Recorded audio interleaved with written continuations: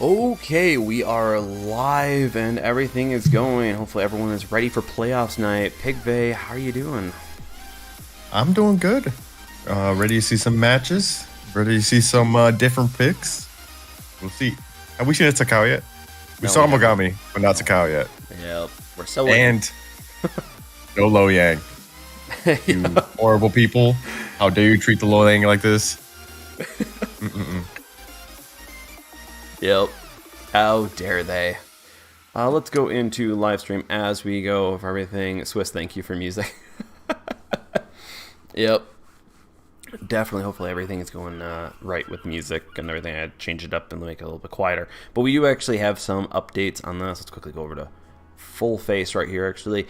So we do have some automatic, actually, Paramo backed out at the last moment tonight. So we are looking at Tilt versus Lost right there. We do have PLA United waiting to see exactly who wins out of Toxic and Buccaneers battalions. We will actually be watching 1-3, No Speak English versus Peg Leg Pirates. So we'll be exactly seeing that, and then our schedule for the rest of the night after that, since the change up from Winners Bracket 1, we'll be going to Winners Bracket 2. So, or 2.2, so of course we'll be going over to the PLA United, whoever wins Toxic Inc. and Buccaneers Battalion. So, yep. So we will be, it's good night. So we're just waiting for the first, okay, yeah, everyone's writing up. Yeah, we're in for the first invite. Yep. Yep. All right, let me back out of the little team I made so I didn't get any invites. There we go. All right, ready to go. Oh, yeah. Let's see how this goes. We, of course, are just waiting. So, hopefully everyone's having a good night. Don't forget to like and subscribe. Go give Pigvey some love over that way. Yeah, there. Yep. Yeah, this way. It's Okay.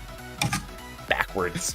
All right, we actually have our first invite on this. We do have tonight's games, our best of 3, so we are going to be sticking around and having all fun at that. Everyone's going over some music talks on that. Nice, I like it. Yep. So we have just making sure No Speak English versus Peg Leg Pirates, and I'm going to not mess up their name today or tomorrow when I upload those videos. We'll see. Yeah, thank you. We'll see, sir. All right.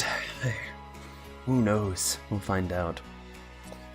We will find out. Let's. Do you have an invite yet? No. Oh, wait. I got one for you. I just got one. Yeah. Okay. Perfect. Always repping that Lo Yang. Swiss. Well, you know, just sorry. What? So, just a subtle hint for these teams. Subtle little. Come on. You can do it. Yep. Let's see. Ochakov, okay. Yep. Let's quickly go into this. So, of course, we've got No Speak English versus a Peg Leg. Boom. Let's go in. What are you thinking so far? We do see an Alabama for the first time. Was it the first time we saw Alabama? Yeah. At least I think so. Oh. Not sure. Yeah. Okay, all right. So we got 2 Vanguards down there with the Yoho side and Aroma. Yeah, I mean, the Vanguards, especially if they're firing HE, can definitely synergize pretty well. And we do see a Alba down there too as well, and the Ochakov. So I'm going to guess, I could be proven wrong, that they're going for a fire starting meta with those. Oh, yeah. And then topping it off with the Olin, trying to get floods. Oh, yeah. No, I could definitely see that. Let's see. What are they? They're going heavy. So we're seeing 2 Kansas. Oh, yeah. 2 Kansas. Yeah. They're going for that alpha. Oh, yeah. So we're going to see if the Yoho crowd can actually stay alive long enough and keep those fires brewing. So, nope. Okay, yep, best of 3. If we go over to, we've got New Dawn, Trident, and Friar's Lantern is going to be this map order, I believe. So, still waiting on that. So we'll find out when that gets changed. But Swiss, I'm so angry, so I have to listen to angry music. I don't blame you on that one. Hey, sometimes you get a rage. Get that just hard. real pain in. What map are we doing? Okay. Oh, So this I think one. we are Okay. going in. I think we are. You think we're gonna see some invades? Yeah, I think we're gonna see some interesting play here. Yeah, it was like, it's wrong map. It's New Dawn. Yeah. It's like, wait. It's New Dawn Trident.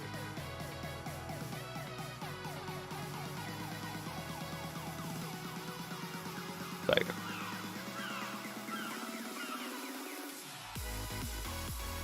tone isn't allowed. Someone's bringing the tone.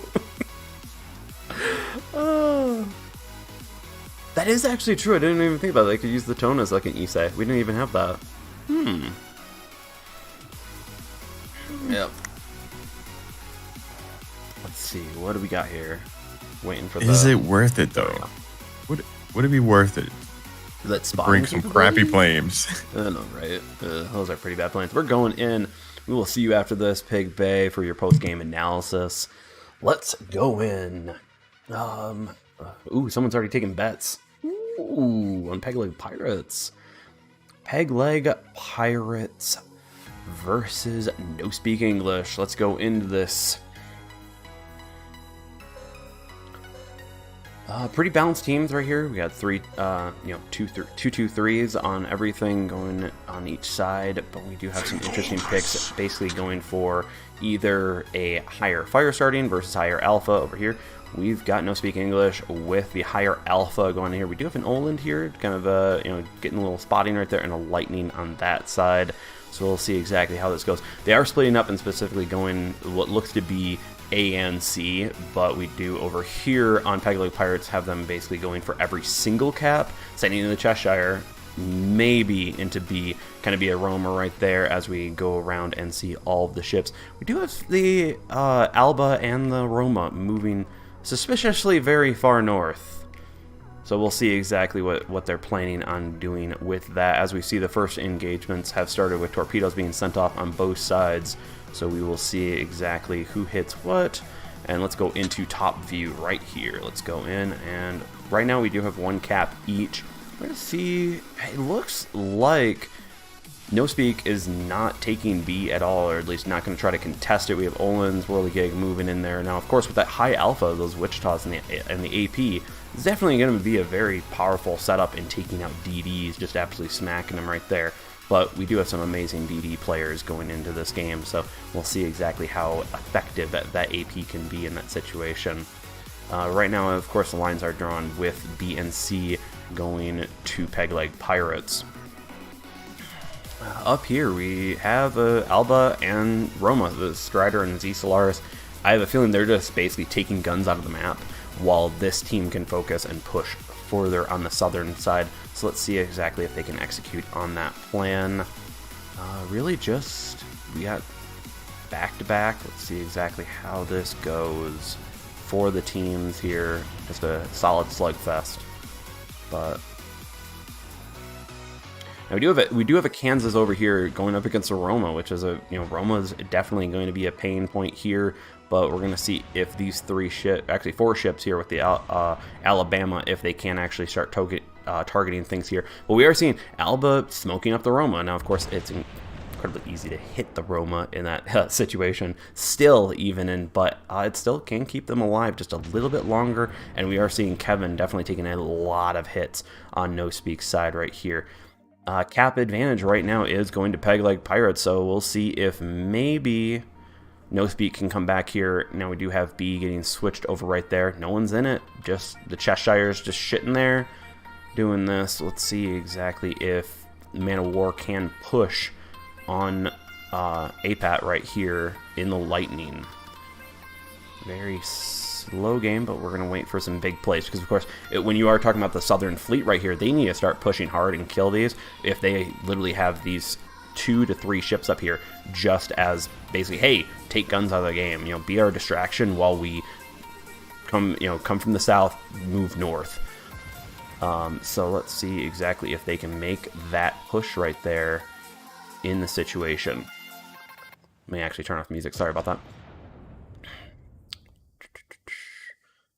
Now the fire starting capabilities, we are seeing Definitely if you're looking at the team scores right now, Pegleg's basically been burning down and getting a lot of damage to everyone, but they're not getting significant damage. They're not taking guns out.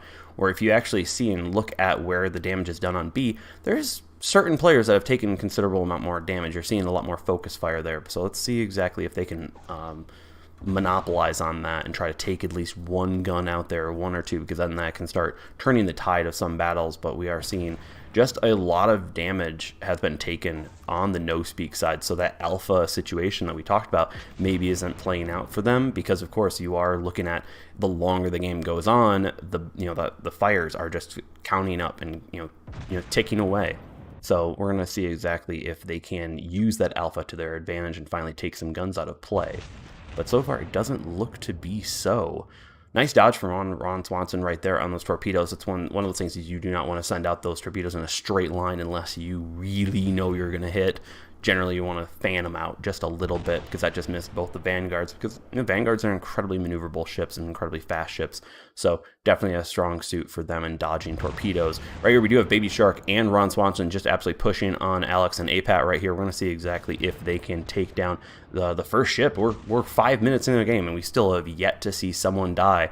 So this is definitely a tight game, especially when you have Z Solaris and Strider been constantly outgunned in terms of numbers right here, and they've held up. They're just holding people up right there. So Man of War absolutely just showing, kind of being in the middle, being that annoying little brat, starting fires everywhere. So doing a great job, especially with the Cheshire there. That's a tall ask with the Cheshire to do actually good in Bard. I don't really like the Cheshire. So as we keep on watching here, first kill is on MR Alpha, Pegleg Pirates, taking down one on No Speak. It looks like this Alabama's not doing well either, as they are caught out in front of an island. Another African taking down Alex over here. We are finally seeing the absolute, just that fire building, that constantly burning them down. The alpha strike of those ships did not end up winning this game for them, and it looks like Pegleg basically has it with nearly 300 points and all caps now. So this is pretty much game, set, match, but it does look like Ron Swanson might, probably going down here, but not before taking down a considerable amount of damage right there from that. So APAT going down and taking down Ron Swanson with him. So that was a great job on that situation. Trade for a battleship. That's a good amount of points in comparison. But as you can see, they're just all forward ahead. Don't worry about it. Just hunt them down because of the immense lead that Pegleg has pushed on No Speak. Pig Bay, I think we're kind of just wrapping up here. What are you thinking now that Silver's down right there? Yeah, so I think the Alba and the Roma had the critical role essentially because they tied up 4 ships. 4 ships focused on them, and they kind of just stuck by A that whole time, which allowed Yoho to run in, grab the other caps, and just surround the other team, and just whittled them down. Yep. They played the caps Tunnel right. vision. Oh yeah, and the main thing is also is that they went for such this alpha strike build as we were talking about, and they still did not utilize it and push in that situation. Mm-hmm. Yep. So as we are looking, not bad at all on this. Still good. It was still a good attempt and good set situation there, but No Speak definitely got pretty much, unfortunately, map controlled, got targeting controlled. They weren't using the alpha strike to nuke particular guns and get them out of the game. There was a lot of health being shared on Pegleg's side, so it was a really good job on their side. Yep. So let's see if they change up their strategy, from this alpha, or just play it differently. Oh yeah. Don't get focused into a corner. Yep. Or not into a corner. They didn't go in the corner. Yeah. They just shot into the corner. Yeah. It was kind of an interesting thought, though. I did not understand. I was like, why are they going all the way up there? And it was just a perfect, you just sit in these areas and own it. Just be that control force. So now we do have a switch up to Trident specifically. Let me actually move it out so people can actually see the map. What are your thoughts on this? How do you think they're going to be playing on this? Do you think they're going to do the exact same thing? Ah, possible. I mean, Trident's just one of those maps, you know what I mean? So it's been out for a while, but it's a newer of the set. So depends how often they play it. If Yeah. they've, developed a kind of meta strategy that they have for this map. Because over there by A, you have those islands that make that kind of arrow or fletching. Or no, Yep. it's a trident. Obviously, trident. Duh. So the point of the trident. So there's a lot more islands to hide behind and things like that to use to your advantage. Oh, we're going in. Kind of wrap up, especially my thoughts on this is that Trident, you're actually going to be able to utilize that fire starting capability and stay alive a lot longer because you're going to be able to duck in and out of those islands specifically. So it's a very dangerous map to try to run an alpha setup, but you also can wait for your alpha to be ready because you also have longer reloads on those Kansases. Yeah, the Kansases. So as we go here, let's kind of do a nice little beauty shot right here. Z Solaris over here, Strider, Ron Swanson.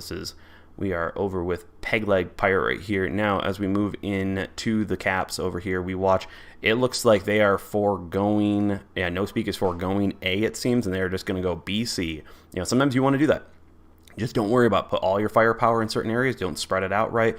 As we can tell, Pegleg Pirates down south is definitely going for a C situation. This could prove to be a bit of a problem for No Speak because we are going to see an encircling potentially of this entire group of ships, and unless they focus fire, they can get absolutely annihilated because we do know Pegleg Pirates did show that they were able to start burning people down and really start to focus forces on that situation. So let's see if No Speak can come back from last game's loss.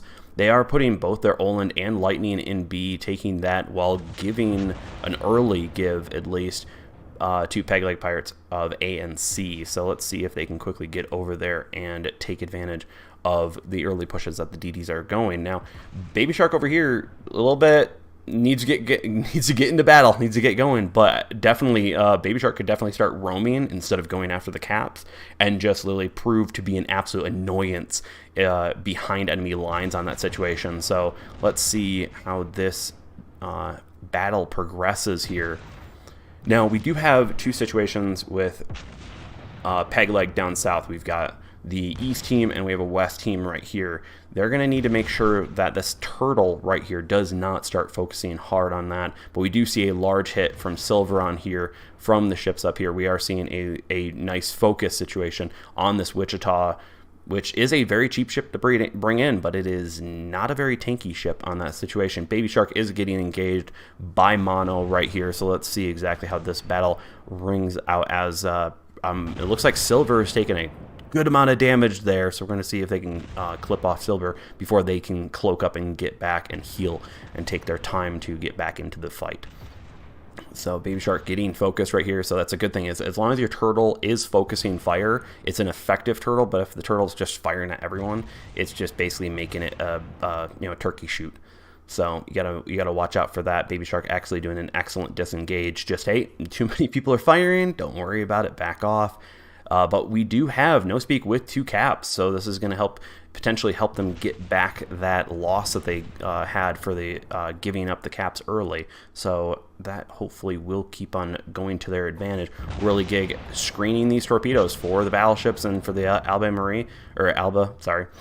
I'm just going to keep on slaughtering that name from here, but absolutely helping out those ships focus on shooting and not focusing on trying to find out if torps are coming or not. So that's exactly what your DDs want to be doing. Baby Shark constantly pestering Mono right there, pushing on them right here. As we keep on seeing, Silver and Kevin have taken a considerable amount of damage. On the other side over here, we are seeing a lot of damage sharing on Pegleg Pirate's side. So this is definitely a good play on them, keeping their ships alive, keeping those guns in play, so that then they can eventually keep on shooting once they've healed up a little more. Baby Shark looks to be taking, nope, dodge those torps, nice job. So right here, and as you can tell, the DDs are just constantly sending off torpedoes, being that little annoyance right here. We did see a nice little, more of a spread from the torpedoes, unfortunately. It seems like everyone moved before they got there, so APET definitely has learned from sending those torpedoes in a straight line like they did last game.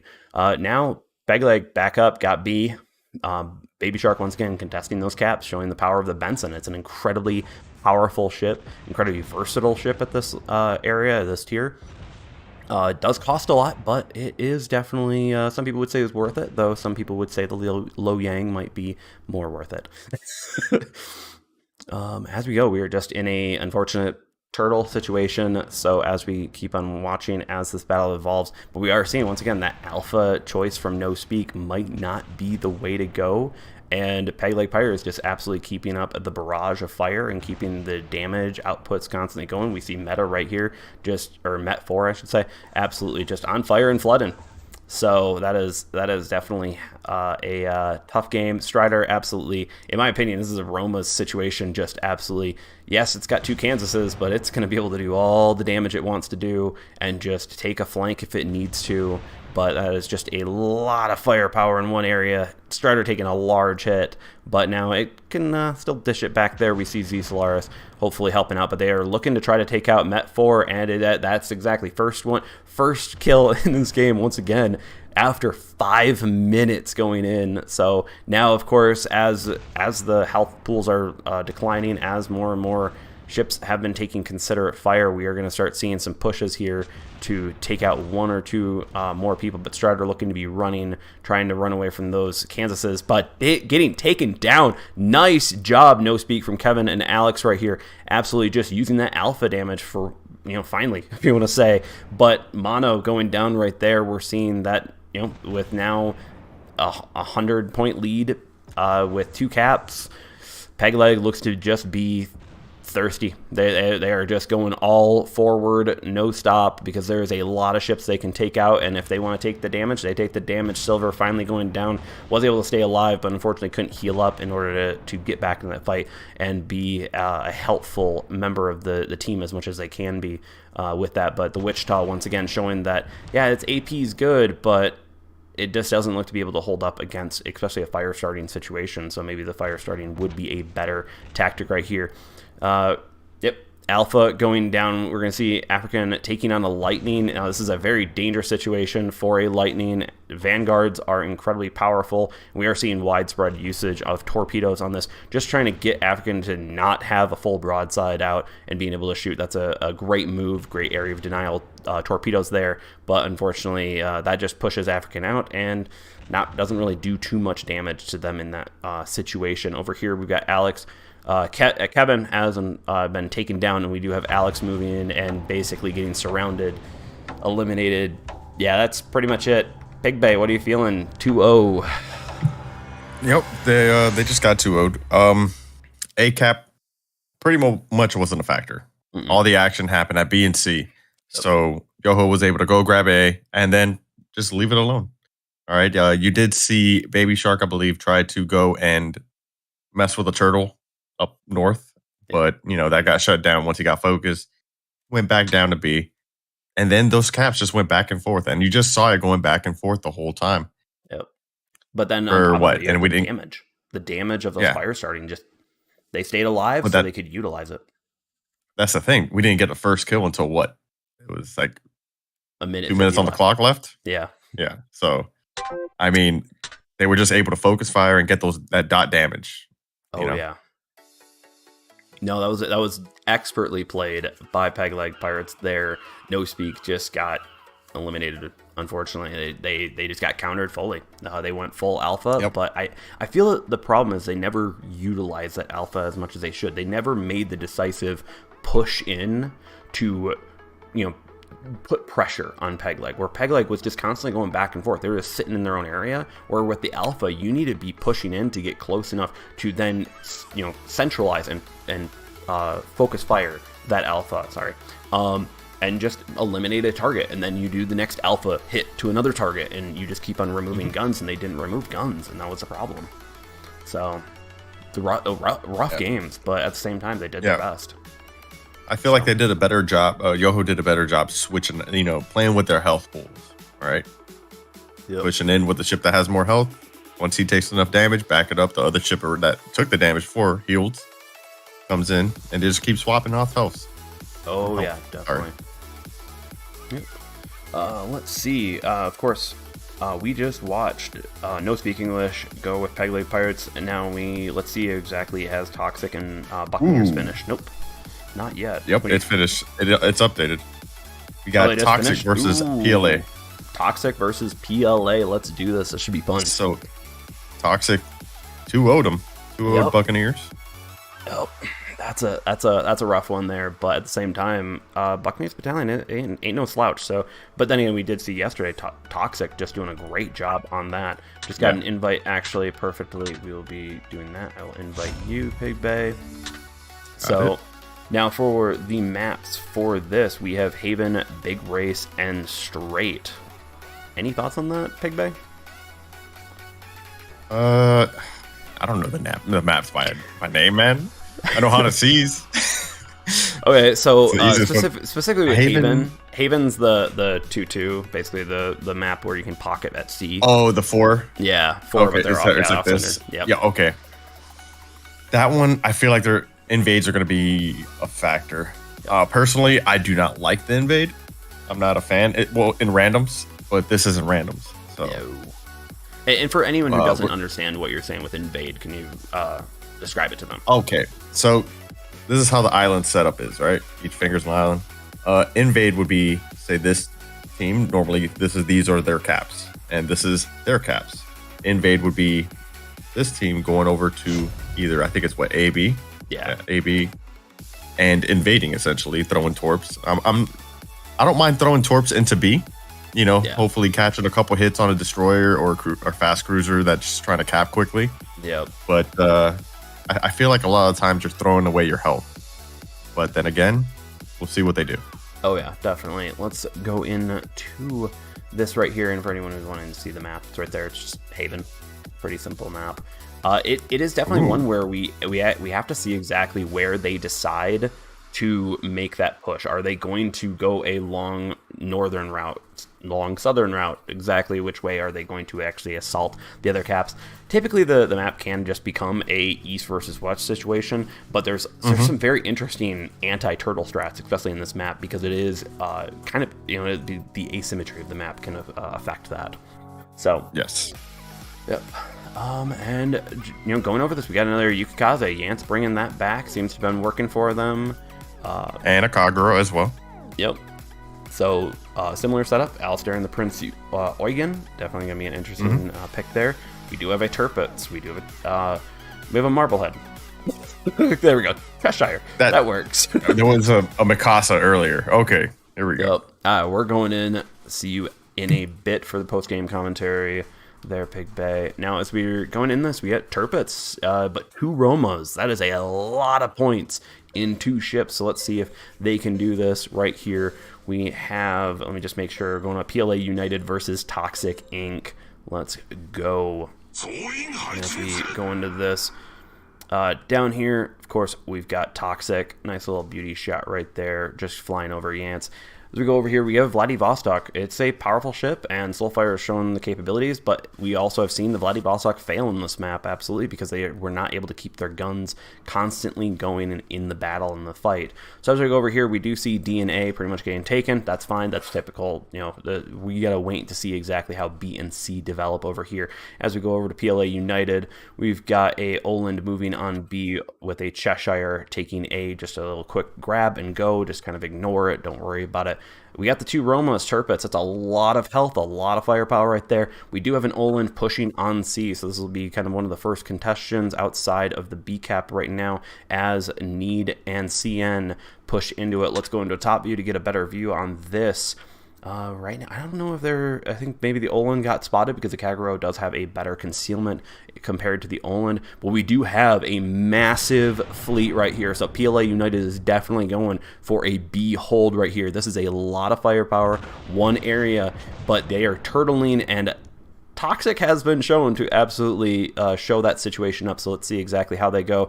Okay, taking a lot of damage right here, but let's see exactly what Yance is doing, because Yance looks to be moving and going around for that roaming situation, which Yukaze's torps are deadly to a turtle, because what you just want to do is basically you can just fire off torps and you're like, I can't miss.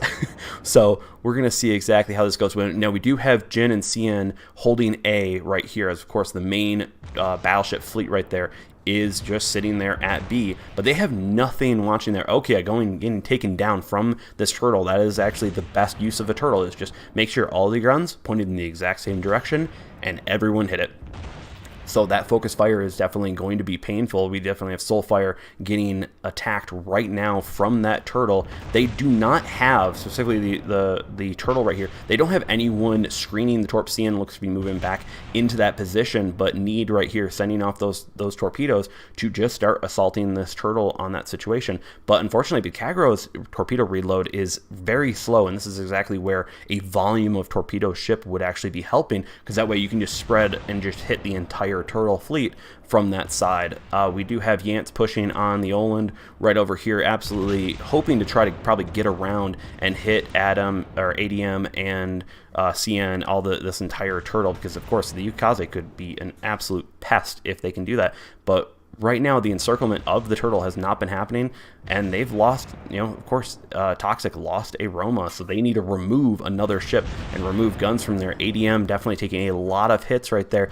Jin engaging the southern fleet right here, keeping that Amalfi at bay, while Alistair is probably just firing off HE at long range and just pestering the little Christ out of them. There we go, right there. Yance definitely sending off torpedoes, showing the strength of the Yukaze, but unfortunately, looks like the entire fleet just turned right on Yance right there. And come on, Zigzag, come on, Yance. It's not looking good.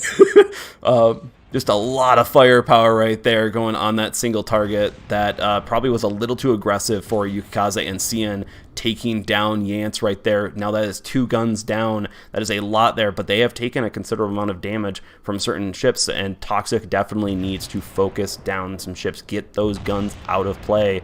And it looks like, nope. It looks like the Cheshire is smoking up. ADM giving that Roma time to heal up. That's very powerful. Jin just going in and taking on Amalfi, which is not exactly the best ship to be handling the Cheshire and the problem. CC taking down Grayish Beard, absolutely showing the power of the turtle. If you just make sure you are focusing fire, that is a tough strat to beat. And now it looks like PLA is opening up. No holds barred, just go right there, taking on B, just spreading out. Putting that firepower out. They have the health, they have the engagement capabilities. So let's see exactly if Toxic can take advantage of that cockiness in that situation. So as we keep on going, we do see C getting taken by Cien. That happened a little while ago, but obviously Vladivostok's by itself, just taking a lot of damage. It's a sponge of a ship, but it cannot tank for too much longer, especially with that much firepower right here. It looks like ADM is coming back into the fight right here. We got Alistair getting pushed on and, showing full broadside to the entire fleet of their Soulfire, going down from that turtle's just immense firepower on that situation. So, yeah, this is not looking good. Can Toxic at least prevent an overwhelming victory in this situation? Because PLA is definitely showing their strength and showing that they hard countered a split fleet in that situation, because I keep on saying situation, sorry. They definitely countered 2 fleets in preventing the overall surrounding of the turtle and preventing the turtle strat from being effective. And there goes down Alistair from CC. Great job on PLA. Big Bay, what are you thinking? So the focus fire from the 2 Romas, it's pretty devastating, all right? That precise aim, rapid reload, that's a lot of damage from just 2 ships. And you saw it. They took down the Roma, and that was a lot of their firepower. Yeah. And I could see they gave up they went with 2 Olans because they weren't trying to, push out. They just wanted to have kind of just these torps to fling, to keep them thinking. Area of denial torps. But the whole focus, I think, of their comp was the Romas. Sorry, let me ready up so I'm not waiting on me. Me too. Yeah. Oh, shit, I messed up. There we go. So I think that's what it came down to. They just had focus fire, and it was better. Oh yeah. No, the turtle strat and focus firing, you pair those 2 together, that is a hard strat to beat. That is where you need to keep those area of denial torps preventing the turtle strat from able to always have that firepower on that situation. They weren't able to do that, and it was unfortunate. Also, Yance pushed up, in my opinion, a little too far with that Yukaze, and unfortunately the entire turtle went, hey, look, something really important, a DD. Remove the DDs, you tend to win the game. And they just said, all right, battleship's turn. Fire. And that was... everybody started turning their guns and, just lit them up. Yep. And that was another part. They couldn't break that turtle. Like, you don't have the torpedo power. Like, I get it. They're sending torpedoes out, but there's a long reload between these torpedoes. And that's what you're going to get when you have these, IGN ships. Oh, yeah. They hit hard, but unfortunately, you're not sending them out enough to keep those battleships worrying about it. And eventually, the entire PLA crew had screeners just watching the entire main fleet. So those battleships, they had advanced warning to dodge. They did not need to worry about it. So all they did is point and click that game, made it very simple for them, and that's exactly what you want to do, is have that. So that was a very good win from PLA. So let's see exactly if Toxic can flip this around after the first loss. Let's see what we see any changes. No, I'm not. Now this is big race domination. So this is where a turtle isn't always the best situation because of the cap layouts and the island layouts. You can spread out your forces a little more, and I'm wondering if PLA adjusts. And if PLA doesn't adjust, then it's gonna be even more interesting. We'll have to see. Oh, yeah, definitely. Let's see what chat is. Bulletproof saying the Wichita is a bad choice. That's a solid choice, but they just didn't utilize it, in my opinion. Wouldn't you agree, Piggy? I mean, I like the Wichita. It has good AP, but it sets fires. And you could lob shells over the island. I mean, I don't remember Cheshire's arcs. Oh. Yep, we're back into it. Yep. Game 2. PLA versus Toxic Inc. Thank you, Pig Bay, for that. And let's go into this. Let's move on to that, and let's see if I can not say situation again.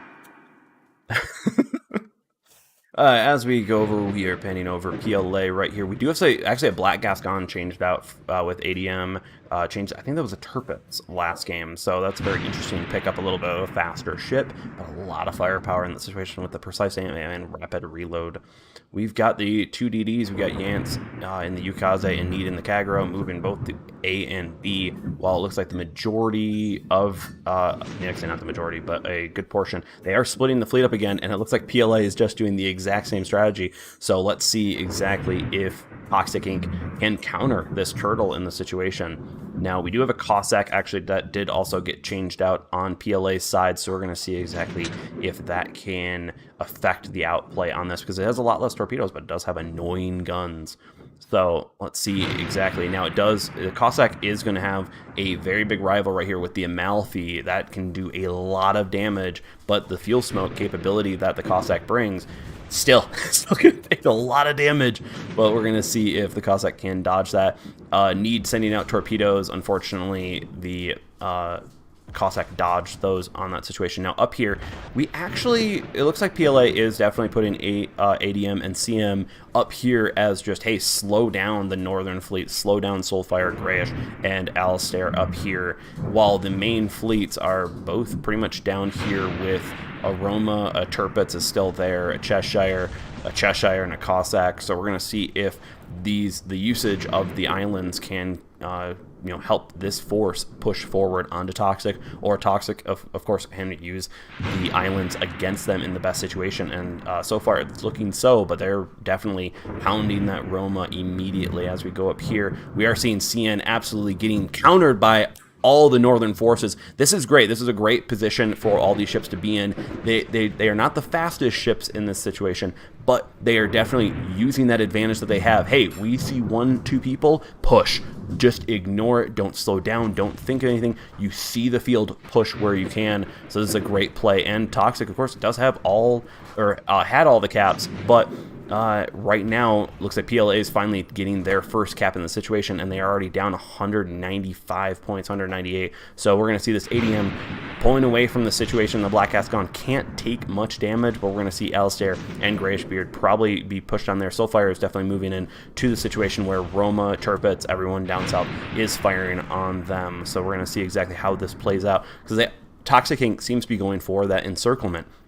The problem is they have a roamer right here. They have ADM in the Black Gascon, very fast battleship, and can hit hard. So we're going to see exactly how they're going to focus their fire, because focused on ADM means that they get focused by the Southern Fleet, and that means they die pretty much. So, or do you just ignore ADM, let them farm damage from you, and hope that you can eventually wane the turtle down south enough that you can then focus ADM on that? So we're going to see exactly how this goes, but what would be nice with ADM in that position is absolutely pushing in and going, hey, the southern, the southern turtle almost kills someone. ADM's right there to just finish them off. So it's a great roaming play, but we're going to see, because they are down a lot of points, we're seeing the torpedo hits on that. Jin taking a good amount of damage. So let's kind of wait to see how everything's going. Yance is smoking up. Grayish Beard probably pushed up a little too far there. Let's see how this goes. They do have to come back from a loss. They cannot lose this, or they go into the loser's bracket. So Soulfire absolutely taking damage from ADM, just kind of showing, hey, be a super fast ship, be a wolf in a chicken coop. So let's see. Soulfire unfortunately looks to probably be going down. ADM showing that just, hey, I'm over here. I'm annoying. Hi.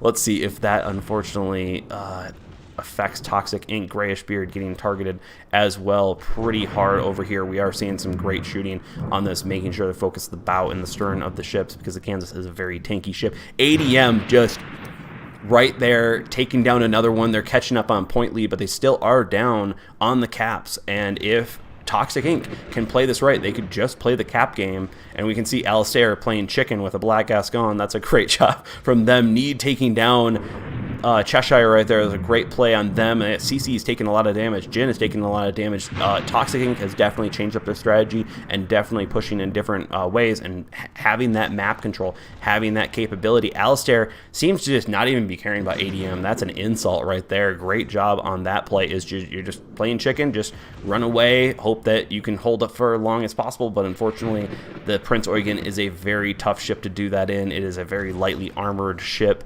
And it looks like Yance is getting taken down by the Cossack, showing the strength of that Cossack in comparison to those Japanese DDs. And they are looking to take on that. Alistair, unfortunately, going down from ADM, definitely getting that insult problem fixed right there.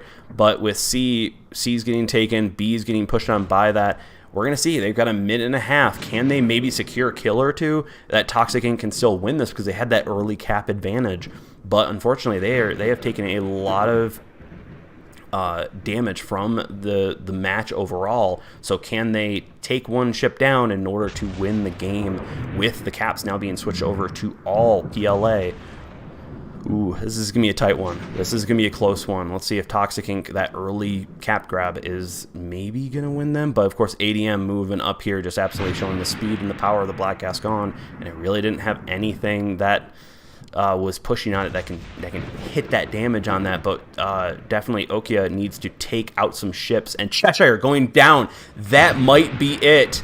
That might be enough. They just need to stay alive now. That was a great shot from Okia in the Roma, but unfortunately, they've got a Roma to deal with right there, and that is a lot of pain in that for 30 seconds. If there's a rapid reload there, Okia going down could net the loss of this. Unfortunately, they played the caps well, but are they going to be able to hold up long enough? If Need could go over there, maybe with the smoke to hide Okia out there. Now, that was interesting that the Roma focused the Amalfi, going after the Amalfi. There it is. Ooh. Ooh. And then it looks like I'm betting Okia's going down. Those torpedoes from the Cossack, the four little ones, look at that, just little train damage. Oh, they were actually dying out perfectly. That was rough. That was oof. Toxic Ink did so much right, but they just ADM in the corner, by the way, that was insane. That was a great roaming Black Gascon. What is your first thoughts, Pig Bay?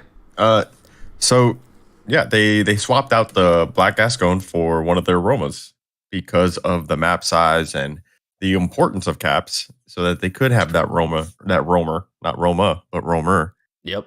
Running around, and that was a critical role, because that that tied up Alistair, from shooting at those DDs. Yep. They didn't get. I don't think they got any. Did they get any of the DDs down? No. Let me see. The Cossack and the lightning, or they were still. Yeah. Was it Nolan or was it Lightning? I can't remember anymore. No, Olin was down, so they did get the Olin. Oh yeah, he was like one of the first to go down. Yeah, he was. Yeah. But, hold on, let me back out of this.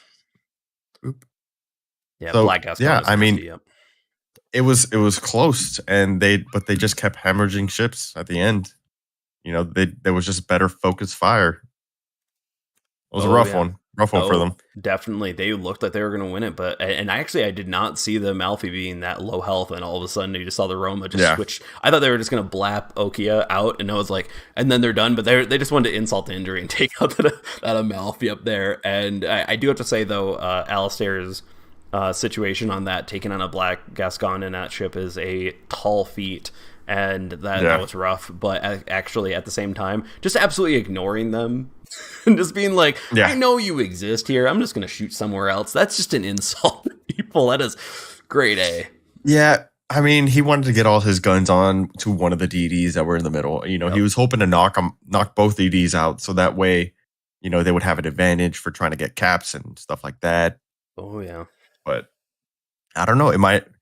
Maybe if there was, different DD picks. Yeah, maybe. I have a feeling a low yang. Maybe if there was a low yang. Yep. All right, as we look at this Tilt versus Lost, Tilt absolutely dominates Lost 2-0 on that. So right now we have PLA versus Tilt 4M. That's going to be a definitely insane time. We do have PLA Pirates versus Val, that's another one that's going to be insane. We do have Grounded versus Drunken Deckhands right here as we're waiting for updates from other games. And, of course, we are waiting for the next setup here.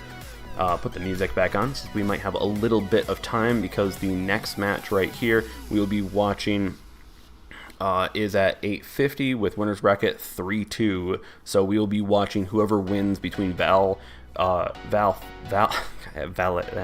always script their L4. name. L4. Yeah, L4 versus L4. I'm just kidding. L4 versus Peg Leg Pirates, and then Grounded CVs versus Drunken Deckhands. So definitely a very interesting fight there. Val T4M or Val 4M is an incredible setup there. So that's going to be a fun game to watch between whoever wins that with 3-2. Though PLA versus Tilt.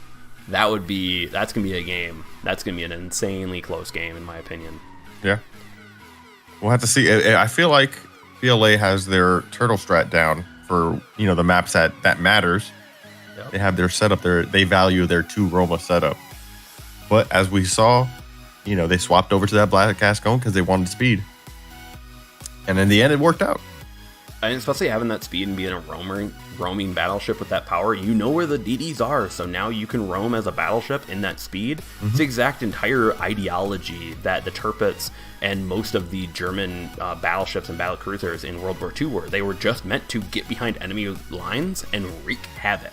They were not meant to be brute force objects. They were just, I'm super quick, get behind everything, and it, be uncontested because of course all the big guns were in the front.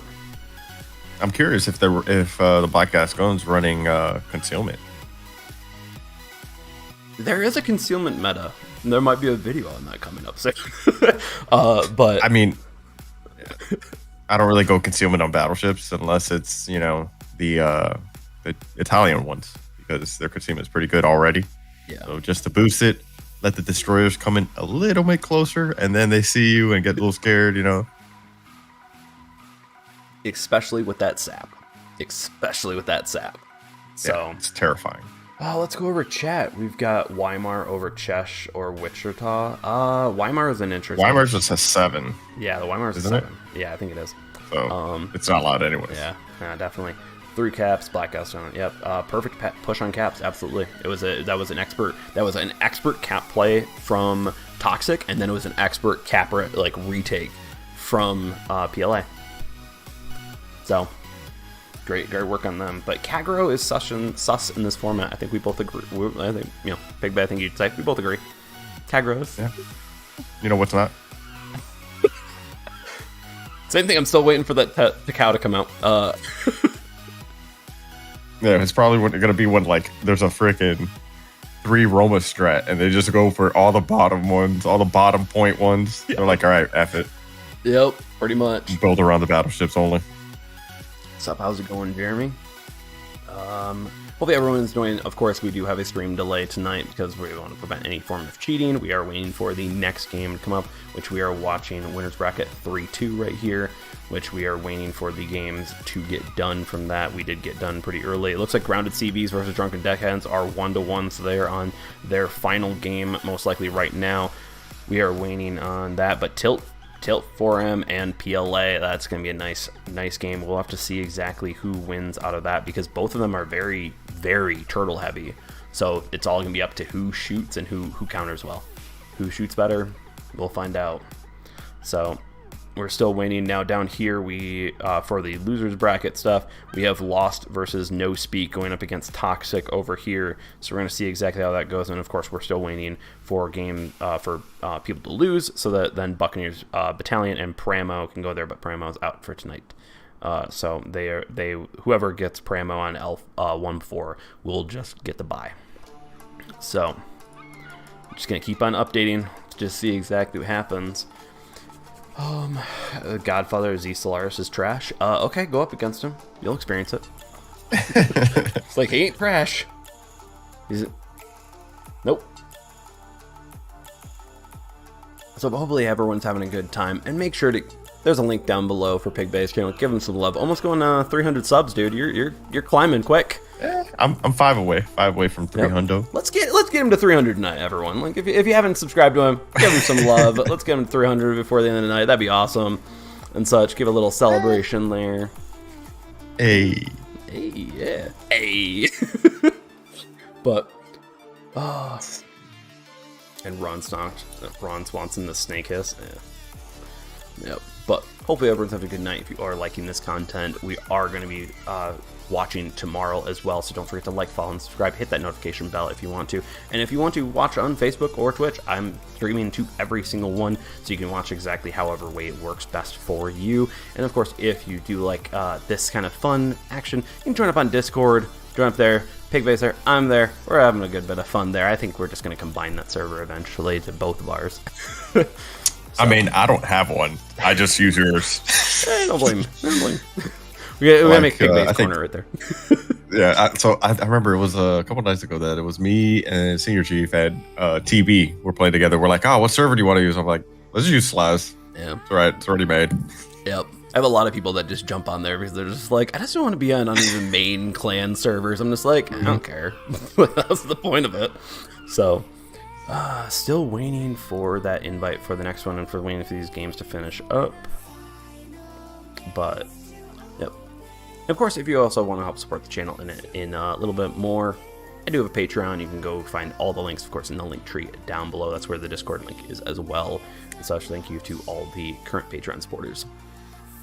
So, Sly, what comes in the support for Patreon?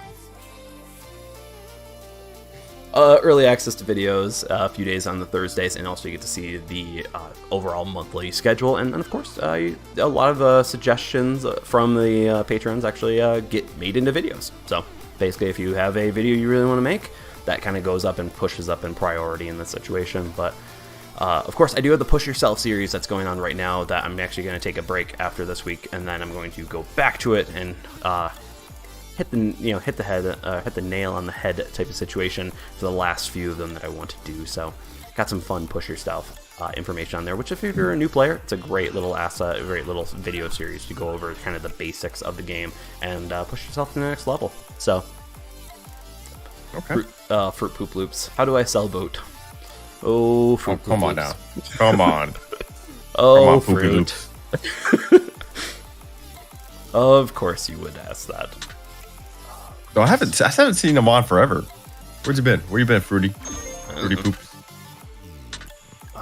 So who's the reigning champs? That would be L4. Basically anyone from L4. Well, last for Little Waves, it was Yoho. Oh yeah, Yoho came back. But that was the thing, is Yoho came back from the dead. Like, they were totally losing, and then all of a sudden they just switched up their strategy and won. Mm-hmm. That was the beauty. So Yoho is the reigning champs, but they have got some fight to go against because, of course, 4 accounts. Yeah. I'm just looking at Godfather's last comment. Yeah. Oh yeah. 1080 versus Sly DD 1v1 on a outs. Oh man. Yep, we are still waiting. Let's just make sure. Stream. That's the equivalent of racing for pink slips. Yeah, no, right. Yep. I think you'd want to do that once if I ever buy the Thunderer. Which I'm enjoying, and I don't know how like but I haven't been like in a game where I'm running into people in this tournament. I just haven't run into that group to see how like just trash it is in comparison to really good players. I'm just running into randoms. So right now I'm testing out armor piercing cap shell and the AP with it, but I think I'd like just slinging HE better. Both work really. It's kind of the Vanguard situation that you can go either way, but IFHE doesn't really help it either. Well, all right. So IFHE does help. I would say it's the only boat that helps it because its AP is a little rough, but the bigger the caliber. So obviously those are what 457s, I think. I remember. Yeah, something like that. I can pull that up. So since we're still waiting, I would say Thunderer would be the one ship that IFHE does actually help. Yeah, it's 457s. The thing is that I would argue against that is that I've been playing the Conqueror with APCS and it's doing so much better. It's nice. Yeah, it's like putting APCS on the Scharnhorst. It goes from decent to actually really good. Yeah, really but good. Conqueror has better AP in my opinion. You also have more of it. Fruit Poop Loops, can I join your fleet? Absolutely, the fleet is open for anyone who wants to join. It's just our little safe haven because occasionally people say that we're biased in here, or like I was in Pyro, you were in USN, but it was like USN's here and there. They're all over in different groups on this, so it doesn't really it doesn't work. It doesn't work there. Yeah. So sweet, we got an invite. Wait. Oh, yeah, Val. Yep, got it. So, okay, actually, let's quickly go over. We actually did have some change ups. Let me quickly move out of here and ready up, make sure we're good on that. So, we do have some updates. Val beats Peg Leg Pirates 2-0. Grounded CVs wins Drunken Deckhens 2-1. Ooh, that was a close one right there, but Val winning that. So, we're going to see exactly how that works out. Pig Bay, let me get an invite to you.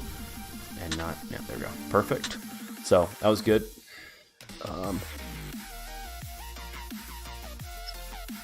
So we do have for the maps for this winners bracket 3-2. We actually have best of 5. So this is where the games start getting a little longer and a little bit more crazy. So let's go. We have Aurora, Pacific Islands, New Dawn, Trident, and Friar's Lantern.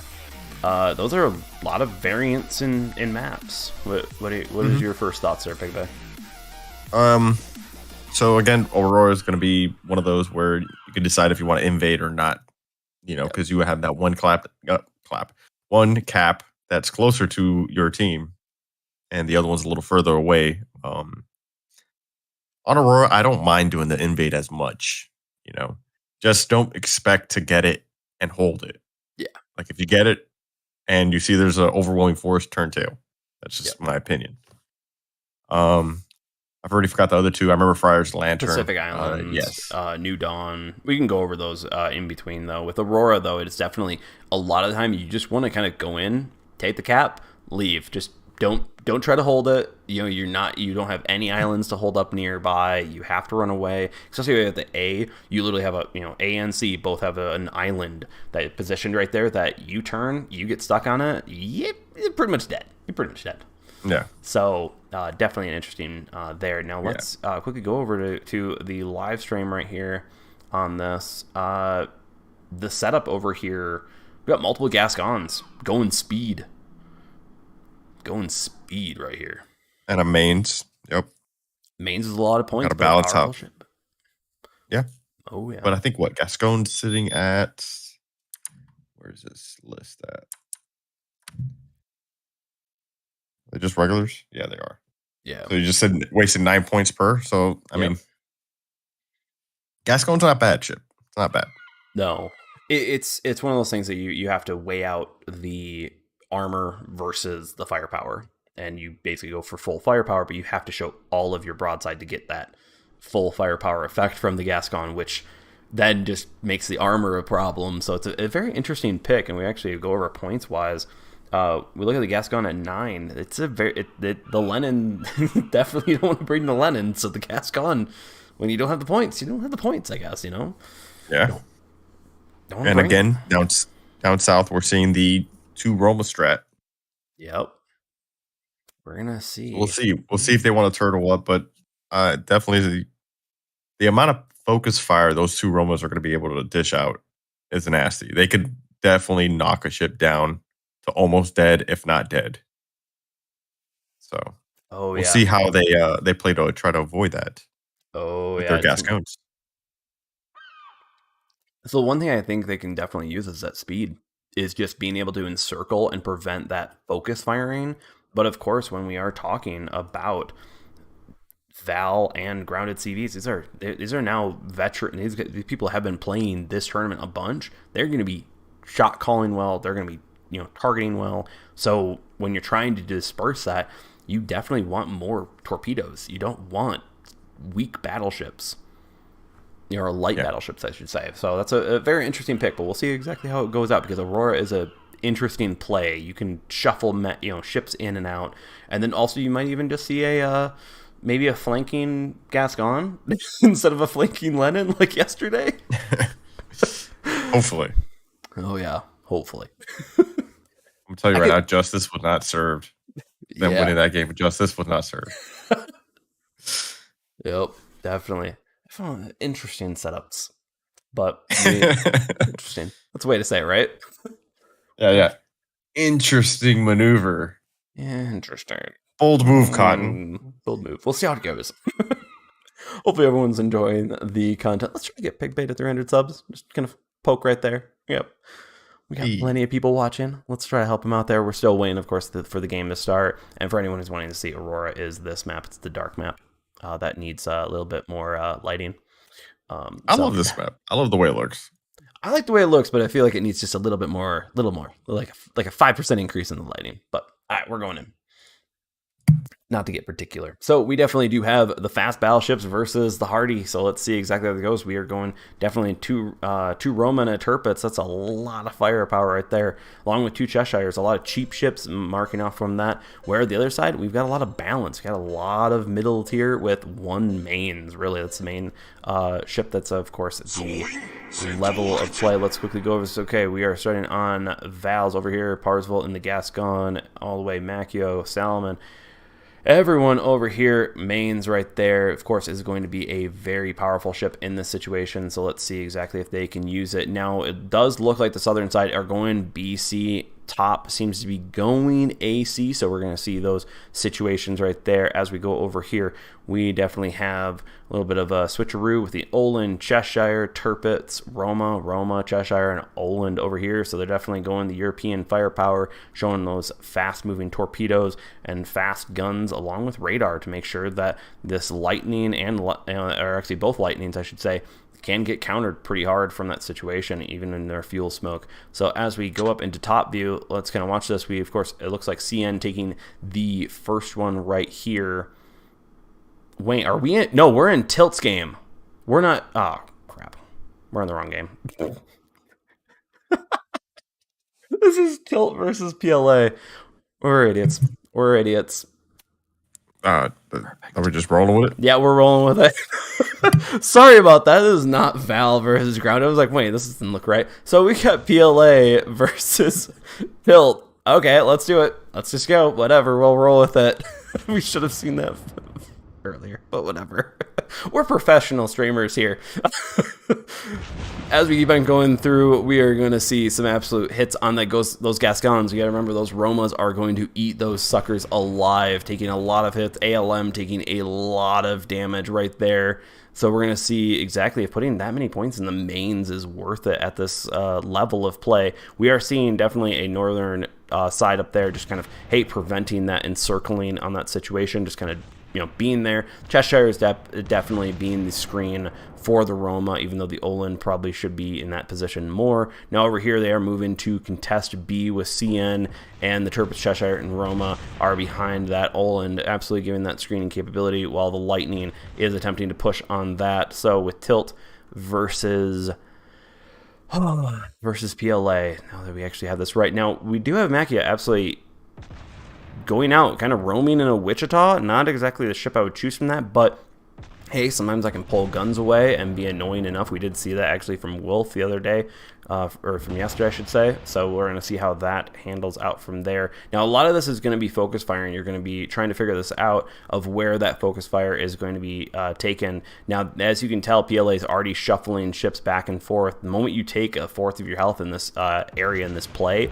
you want to start backing up, because by the time that you back up, you're already at half health situation. So as you can tell, they are all pushing up and down here and trying to basically put up a front right here. Now, these are excellent area of denial torpedoes from Solomon right here, just constantly keeping those torpedo flows in there. The Lightning can do that with its widespread. It's just a lot of torpedoes in that situation. Ed Cole coming in there, absolutely starting to pester up there, probably going to be launching torpedoes pretty soon on that situation, trying to just hold B, be an annoyance on that. But we definitely do have an East versus West situation with Tilt versus PLA. I'm saying this as much as possible so I can make sure I put it right. But we unfortunately are seeing the Gascons, they just are not able to hold up to the level of firepower that the Roma and Turpitz brings in this situation, and then let alone the burning potential of the Cheshires with Parsifal on 2 fires right there. Great job from that. Mackie absolutely coming back into the battlefield, trying to help out where they can. But right now is 1 death on that situation, but 2 caps in terms of PLA.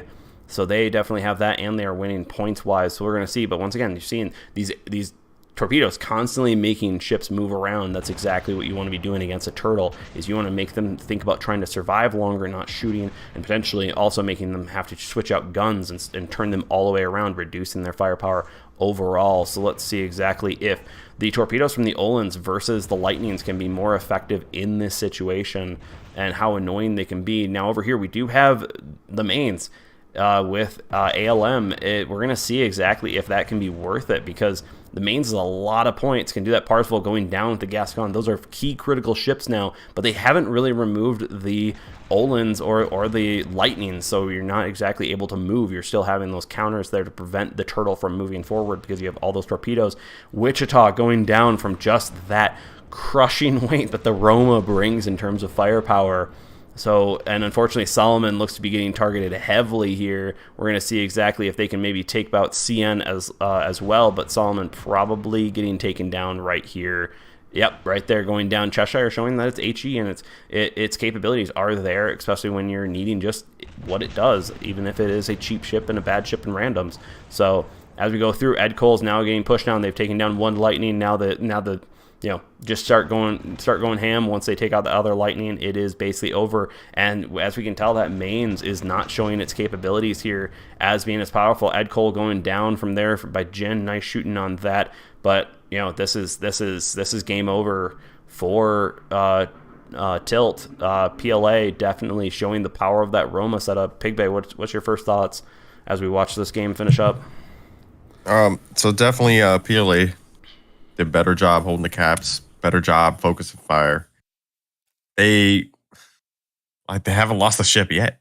You know, the game's still going on. They haven't lost the ship yet. The mains, honestly, I don't think it's worth the 15 points. No. Mm-mm. Like, it's not worth giving up all those points just for a mains. Though they need, I would say maybe a Roma instead, because they need something to tank some of those torps. Roma can do it. Yep. They need something to dish a lot more damage out. Roma can do it. Yeah. Yeah. If you're gonna waste that much points, I don't think the mains is the way to go. Nope. Unfortunately, overwhelming victory by PLA. Ooh. Ooh. Ooh. And Tilt is no slouch either, so PLA definitely came in swinging. They knew they had to be strong on that one. I do feel like the Gascons were the loss point. They just cannot hold up against that. Oh god, great! I think I already found out what my meme's gonna be this game or the stream situation. You have to clip. We are gonna just finish watching in this set now? Yep, we're just gonna finish watching. I think that makes most sense. Oh shit, let me ready up. Yep. Yeah, I think that's just. Do you have any changes? Any ship changes? Yeah, we do. We are moving over to Pacific Islands, if I'm remembering right. Right? Or would this actually? Yes. This would be Epicenter? Yep, Epicenter. Yep. So this is definitely a different game. This is Epicenter is gonna be a different matchup. Make sure everyone can see the map there for a little bit. So they're sticking to the 3 gas cones and sticking to the mains. I'm going to argue, actually, an Epicenter is going to kind of work a little better. You're going to be able to do a little bit more map control, but those Romas just are going to smack those suckers. We do have a Yamato in play, I guess, and an Enterprise. What is going on from PLA down there? I don't know.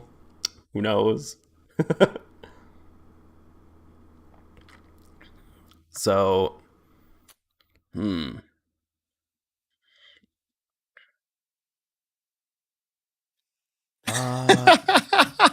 what? The last comment? Yeah, I know, right? That's why I was like, oh, great. I didn't make a joke myself, but I did still screw things up. Let's just put the music up on while we wait for everyone to ready up.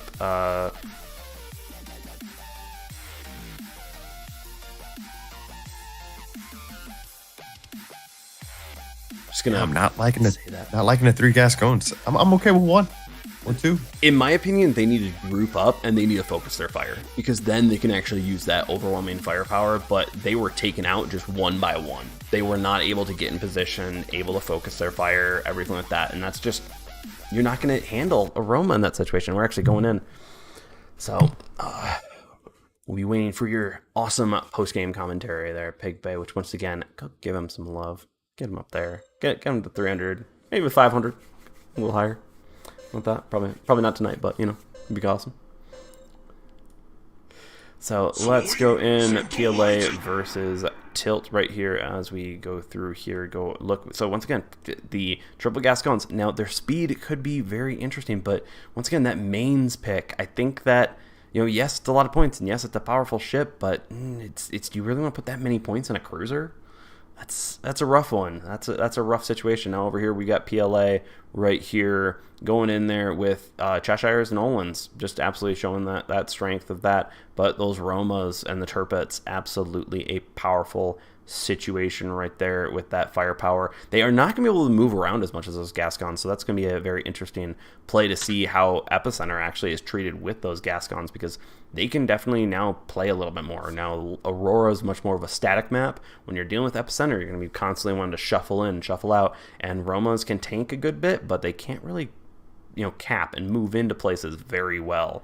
So they're much more brutes in that situation. So let's see exactly. PLA definitely going in. They are stopping. They're just going to give up on the middle cap. Good. You want to make sure you're focusing on taking the caps you can hold. Just, hey, sometimes give the enemy enough position to, hey, that's yours. Fine, cool. We're focusing on something else. So let's see exactly how the opening shots start going out on this one. We have Jin and the Roma absolutely getting attacked right there. Now, let's see exactly. This is going to be a bit of a slugfest, so it's going to be a little slow, but we are going to see probably some hard-hitting plays from those Romas and the Turpets in terms of power here. We are seeing CN taking a torp right there from the Lightning. Absolutely just, once again, showing, keep those battleships thinking, but they saw those torps from a long ways away, and they can mostly dodge them. So we're going to see exactly how this works out. But once again, those area denial torpedoes, lightning torpedoes, do reload pretty quick,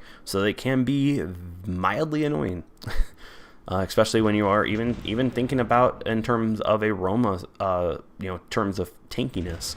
But we are seeing a lot of different targets getting shot at, and unfortunately that might be a problem in the end, because you really want to make sure your team is focusing, even if it's a battleship at max frame, shooting at a destroyer. If it's a hit, it's still a hit on that destroyer, and that's important. Now we are seeing the Olin's very maneuverable, very quick to start, quick to go. It's very much a ship that you're going to be wanting to maneuver with within that point, and we're seeing that, hey, they just stop, throw off the aim, start up again, go, and they're just dodging it right there. So that's an expert play from that. Roma's taking a good amount of damage on this. The Gascons have not taken a considerable amount, so they're definitely helping there. But as we can tell right here, Torps died out at perfect timing, so that was helpful. Parzival is definitely taking a good amount of damage. Makia in the Wichita trying to use those islands, trying to keep most of the firepower there in that situation. So let's see exactly how this goes. Now we're seeing there's a lot of bunch up here with the turtle here. We are seeing the Cheshire keep one Roma alive with Jin trying to help ADM stay alive right there, as they are seeing a focus from those two Gascons. The Gascons are definitely very powerful ships in their own right. It's just they can't take the damage. So we're going to see exactly if that ends up keeping ADM alive with a Cheshire right there, because the Cheshires do have that capability, and they're incredibly cheap cruisers to bring in. You can put more points on the destroyers or put more points on the battleships. So let's see. Now, of course, PLA does have these two caps, but it looks like they're losing the outer ring right there, showing that, those Gascons are quick. They can move in and out of those caps, getting that map play more in, while we do have Tilt having the capability of just playing the field right now, especially holding that middle cap. But it does look like they are moving in and trying to take that middle cap from Tilt right there, with PLA pushing in right there, especially with the Roma and the Oland. So let's see exactly how they can make this push. And, specifically they're taking the two inner ones, leaving the outer one. It's a way. It's an idea. It's a strat. So we are seeing the mains and Airback absolutely taking a good amount of damage right there, but no one's dead yet. We're 2 minutes and 40 seconds left in the game, and we are still waiting. But CN looking a little rough there. Let's see if they can get one more shot in right there. Long, those distance torpedoes, those things they're doing. There goes. CN is going down right there. We are seeing a pushback from Tilt on PLA. So let's see exactly if they can keep on pushing their advantage, getting that middle cap and keeping that outer rim cap right there. But of course, they've got a few ships that have taken a considerable amount of damage, and they do not want to put that in there. While realistically, ADM and CC have absolutely shown the Tirpitz and the Roma. They're just tanky, and they're just sitting there. They're staying alive, doing their thing. So let's see, the Cheshires are moving up, so they're going to be pushing up, trying to push more on what looks to be their next target, Parzival, which is taking a considerable amount of damage. So let's see if they can end up taking out Parzival in that time. The Cheshires, once again, using those smokes, using that HE, that burn down capability of that ship. It's a great way and great strategy that you can pull off right there. And let's see. Are they going to be able to finish that off? We do have some torpedoes going in on Jin, absolutely just trying to distract people. Those lightnings just constantly sending out torpedoes, keeping people involved and moving on that. And it looks like Parzival might be able to get away from this. Unfortunately, don't think so. Nope. Good job from I Am a Newbie, which is a total lie. So CC is getting taken down by ALM. Nice job with that. Absolutely using the power of the Gascon to take on the Tirpitz. Tirpitz is not a great pick, but it does tank a good bit. So as we can see, the point advantage is going for Tilt. Tilt's playing that great cap game. They got the early caps on that, and now they're going back in. They're going to start pushing on that, but they still have some Cheshires to handle, and they need to get the mains and get these Gascons focusing fire, getting rid of targets here, because it's those are gonna be problem childs, but also Cheshires take a lot of damage, so those Gascons can use advantage of those guns and rapid reloads to absolutely rip those ships apart. Now, as you can see, the Lightnings are definitely moving in, trying to give them a little bit of pressure on that, keeping those Cheshires moving and preventing them from having that all there. Taking a good amount of that. Makia taking out that, absolutely using the island perfectly. I love this. Got a little ring around the rosy action. Fortunately, not going to last too long. That Roma is coming right around that island right there. Probably going to nuke that if... Nope. Never mind. Cheshire ends up taking that out right there. We are seeing a little bit of a tense battle going on with those Cheshires, just trying to hold the middle. The outer cap definitely there, but unfortunately with that last kill with Makia and that last push, PLA is winning game 2. So 2-0. Big Bay, what's your thoughts? Again, I think it comes down to those Gascon picks. You need something that can take the damage, because those Gascons got beat up. They were holding the caps. They held middle and the outer ring. They were holding them until they got whittled down. Yep. And at that point, the Cheshires were able to move to the center, and then, just held the caps and had focus fire. That was better focus fire. Oh, yeah. I don't see the Gascon being the pick. No, they are cheap, but you're putting too many points on the mains where you could take a much lesser cruiser, like even the Cheshire. and Yeah. such, or the Alba and stuff like that. We could go all the way up. So the mains is 15 points. Actually, sorry, my correction on that one. But you could easily go all the way down to a Cheshire, a Wichita, a Prince Eugen, or even an Alba, and now you're looking at having an additional 8 points that you can put on your battleships and bump all those other ships up. While the mains is good, it's not winning games for you. Yeah, and it looks like they're not switching up the strategy. They're still running that mains and those 3 Gascons. They must be I mean, seeing something that we don't. Like maybe during scrimmage and like that earlier and prior to this these matches, maybe they had an idea and it's just getting countered hard.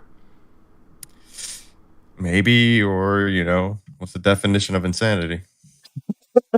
Pretty much, right? That's the thing. That's the thing. We do have New Dawn coming in on this. Definitely a very map play situation. You have a lot of islands, so that those Gascons could come into play, but unfortunately, I think PLA is just going to basically bundle up in one area, focus fire, and go. And those Romas are just going to tank a bunch. Have the Cheshires keep those Romas alive and stay screening for those battleships.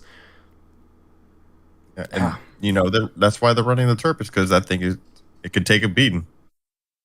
You can light it on fire, but it could still, for an AP heavy team, yeah, it can live. Oh, we got ADM going back in the Black Gascon. I think that we might have another Roman situation here. So definitely a switch up there. It doesn't look like any switches up top. We're going in Pig Bay. We'll see you after the match for your amazing commentary on that. Let's go into this match. Hopefully everyone is enjoying the coverage of this Rulers of the Wave 10 with the new point system in it, which definitely is creating interesting team setups. So let's go into this. We are Tilt versus PLA here. As we are going over Tilt down here, we are seeing once again that Gascon setup, and we're going to see if maybe we aren't seeing a situation that is going to be good. We'll find out. Now, it does look like PLA is splitting up. They are going to be setting up a northern fleet. Looks like I Am a Newbie might be going mid, I want to say. Probably a mid Roma wouldn't be a bad idea with CC backing them up. Now we do have CN and the Cheshire right here moving in on C. So basically C is getting taken by PLA, and it looks like AB is going to be the focus of Tilt. Let's go up into the top view right here, and let's go over and see how this battle devolves. Let's move on this. Now we do have a Cossack getting put on the situation for PLA. So let's see if that Cossack can absolutely take down a Lightning. They are very competitive ships between each other. Lightning's got more torps, but Cossack's got more guns and a lot more capabilities of getting out of jail free cards with all those fuel smokes. So let's see if Solomon can absolutely hold that. We do have A and B on Tilt side with C getting taken. Now down here, what we're seeing, in my opinion, especially with, looks like ALM is or Gypsy, I should just say, is roaming in the situation. Now a main's roaming, that's a lot of firepower in a very good package, but they are really hugging that border down there. So let's see exactly how this all works out, where you have a Cheshire and Olin pushing on Ed Cole right here. This could be a bit deadly for Ed Cole on the situation. This might be a very early play and a very early problem situation right here. Let's see exactly if they can take advantage of that. Now the slow fire rate of the Cheshire is going to be a problem, and Gypsy absolutely coming in, just pelting that Cheshire, making sure, keeping them busy, but they're just going to focus Ed Cole on that, pushing them out of B probably, or at least trying to getting far nice shots from the middle Turpits and Roma right there. You remember, your battleships, you can still help out and hit those ships. It doesn't matter. You're trying to remove those DDs. Once you remove the DDs, you remove problems from all the rest of your team. So then all of a sudden things can go wild. And also go roaming and just have a lot of fun. Now we are seeing Jin taking a lot of damage. Ed Cole getting taken down there by the Cheshire, showing that HE just is a very strong suit. Now, as you can see, CN and Mike and Milk, I should say, are absolutely moving to B and absolutely just not caring about Gypsy. Just run away. Just don't worry about it and focus on your main force, because of course you have your main force up here trying to handle with them. As you can tell right here, we do have great area of denial torps. It looks like CC and I'm a Newbie unfortunately got a little caught up right there, and just kind of getting in the middle of it. The Cossack taking a damage right there from looks to be a magnetic torpedo or a little bit of lag right there.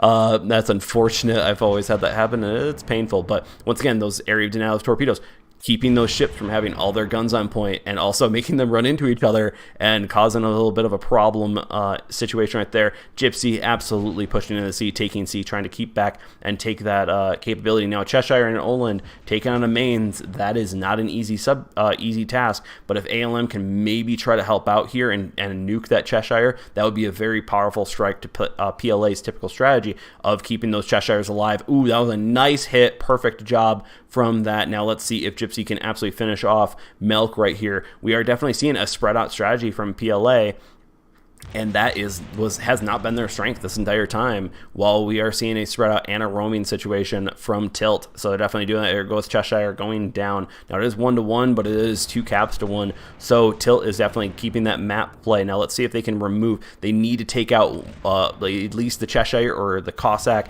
They need to get rid of those DDs. Now you do have CN absolutely going into a roaming position on PLA's side, absolutely going in, trying to see if they can get behind, because of course you do not want to go up against the mains in a DD.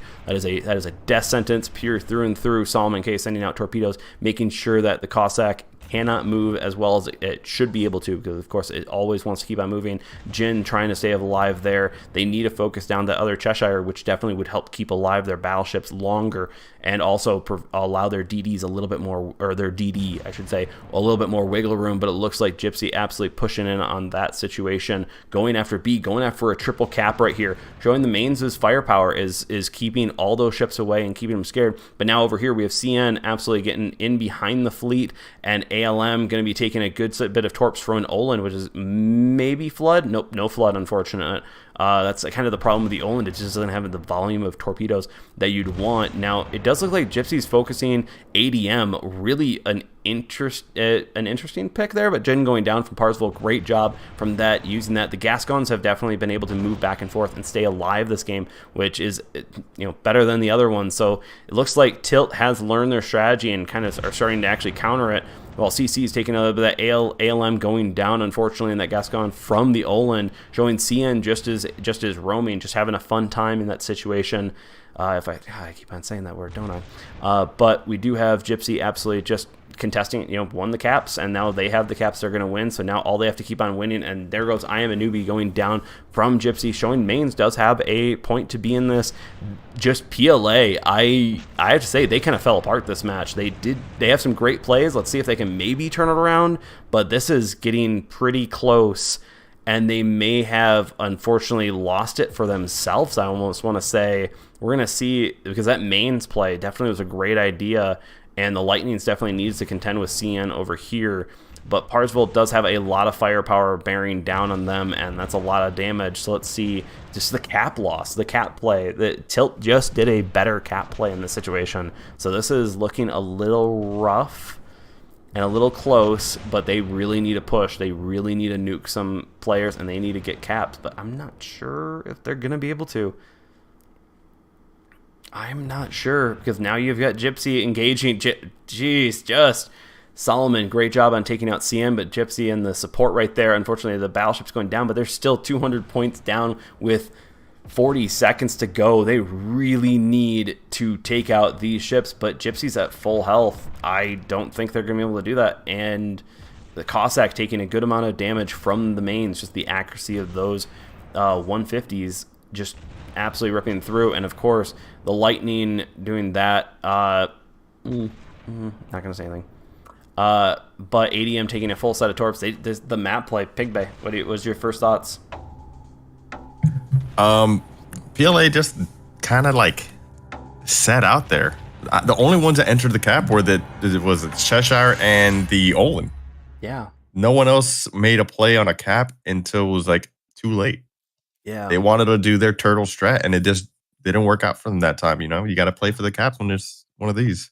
It was super weird play. I feel like they were just banking on the idea that they're just going to nuke the Gascons, maybe. Yeah. So maybe they got a little cocky there, because they spread out way too much even for this map.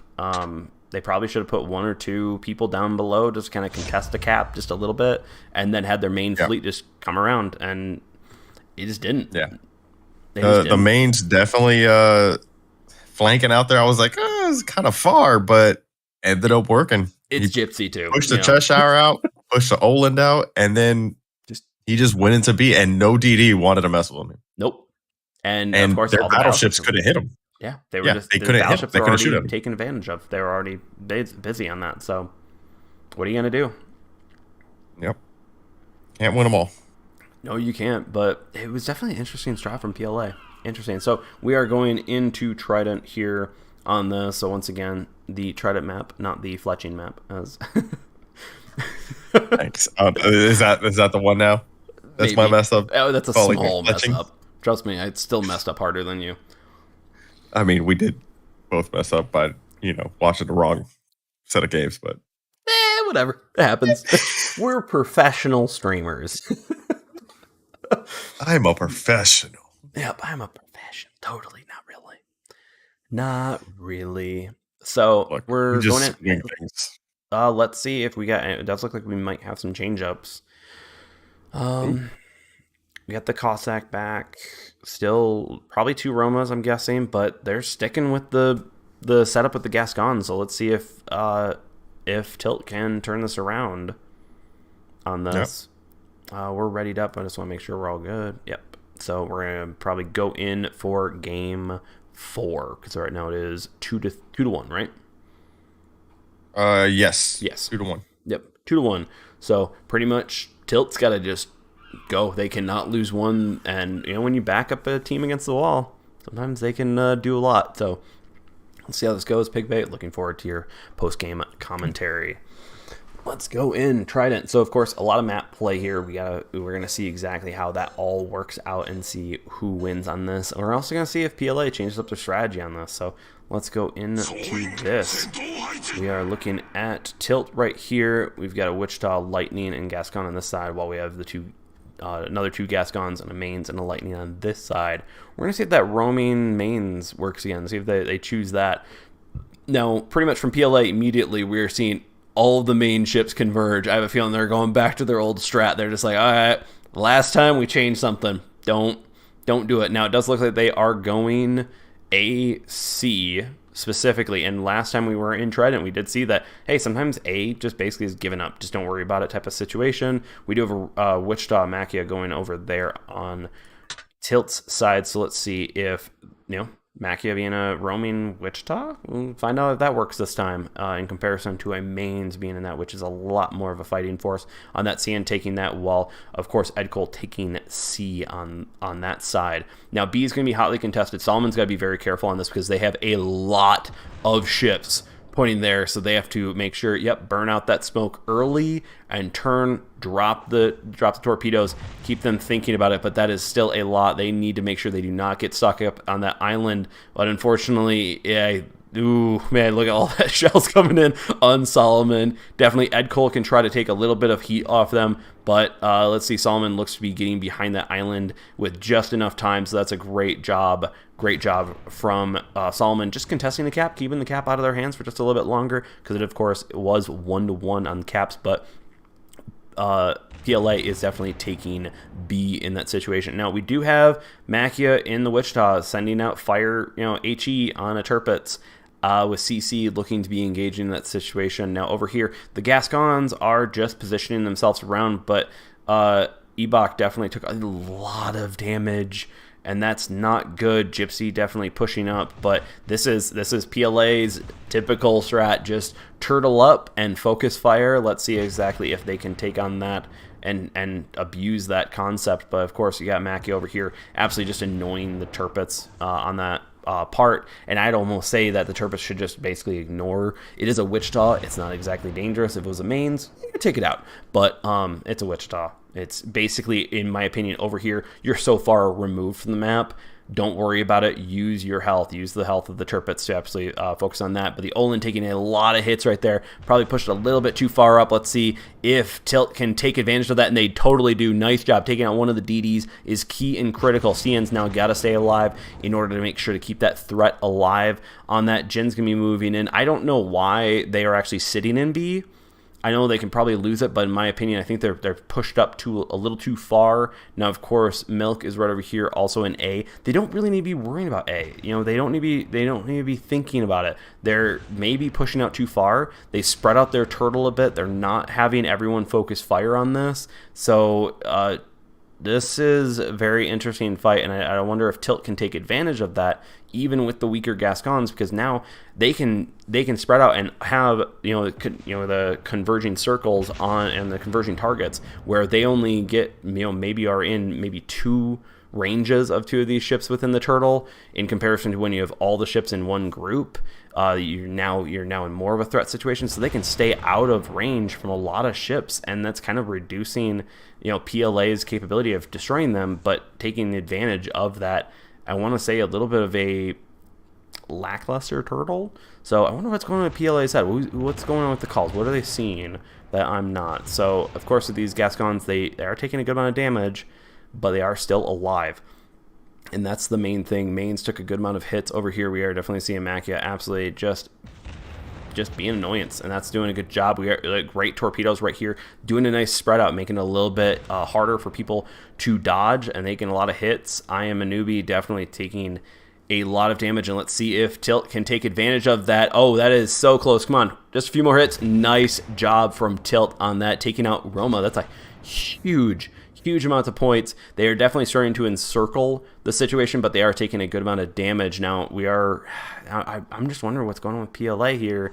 Jin, you're seeing the focus fire now coming from Tilt, definitely turning these games around. Great job on that. Ed Cole and Solomon just kind of sitting there, just pestering, setting out those torps. Don't risk yourself. Once one DD is down, or once a few more ships are down, then the DDs can go and play. Just play it easy, play it simple, and it looks like they are now starting to make their move with Solomon moving in. Ed Cole definitely doing a little bit of a roundabout way, trying to see probably to get in position to attack another ship. So let's see how this works out. Now, it does look like Machio is not necessarily winning the game against Melk over here, but definitely still taking a gun out of the situation and still hammering it, being able to maybe take out a ship that's running away that the main fleet has definitely damaged, and that might be a situation where they can take out Jin or Melk in the situation, but unfortunately it looks like they are going to die to the overwhelming just fire capability that Cheshire brings, just setting fires, keeping everyone busy.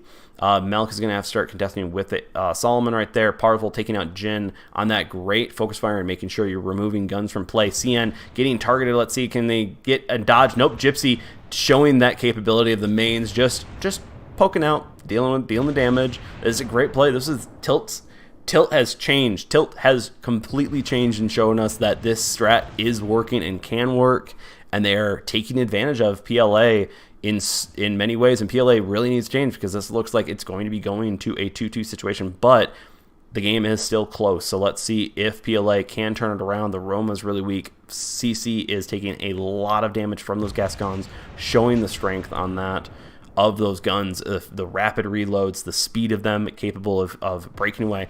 Ebok definitely had, or Airbach I should say, taken a lot of damage early game, and now he's just being going out there, staying at max range, using that capability of moving. Parsvol's moving in right there. Melk getting taken down. Great job on Solomon, absolutely taking out really a ship that's typically its counter. So that was a great thing. ADM going down on that. So now it is left to CC right here. That is a tough fight. Pigbay, what is your thoughts? So Wichita definitely pulled one of the guns away. It pulled the turrets away for like 4 salvos, and then eventually just pulled a Cheshire away. And that's just firepower that you need. You know what I mean? That pulling the Cheshire stopped them from being able to really focus those DDs down. And the DDs were just lobbing torps. Oh yeah. Every so often. And we did see the Lightnings bet the farm on the Roma, and actually nailed them. They actually nailed them with a bunch of them. So just better play in general from Tilt. Oh yeah, Tilt's definitely changing around. They're ripping apart, and then also PLA is not grouping up as well as they normally. They're definitely going, hey, maybe we're grouping up too much, but they're winning when they're grouping up. So what's going on with the shot calling over there? Is there a little pressure going on? Hey, we won 2, and then now they're choking. Yeah. Oh. Here we are, 4 games in now. Oh yeah, 4 games in. Last game on this, and we will be on Friar's Lantern, the Halloween map. This is an asymmetrical map with the caps. very interesting island placements. So basically, it's how do you work around those? How do you play? How do you use the islands to the best? So A is going to be the battleground cap, yeah, essentially. Each team's, has their perspective caps down at B and C, but A is the one if you're going to win by points, which let's be honest, a lot of these guys are going to probably do that because they're good players. oh yeah, A is definitely going to be where all the action happens. But we could see them just completely forfeit A and go down and try to do a BC rush.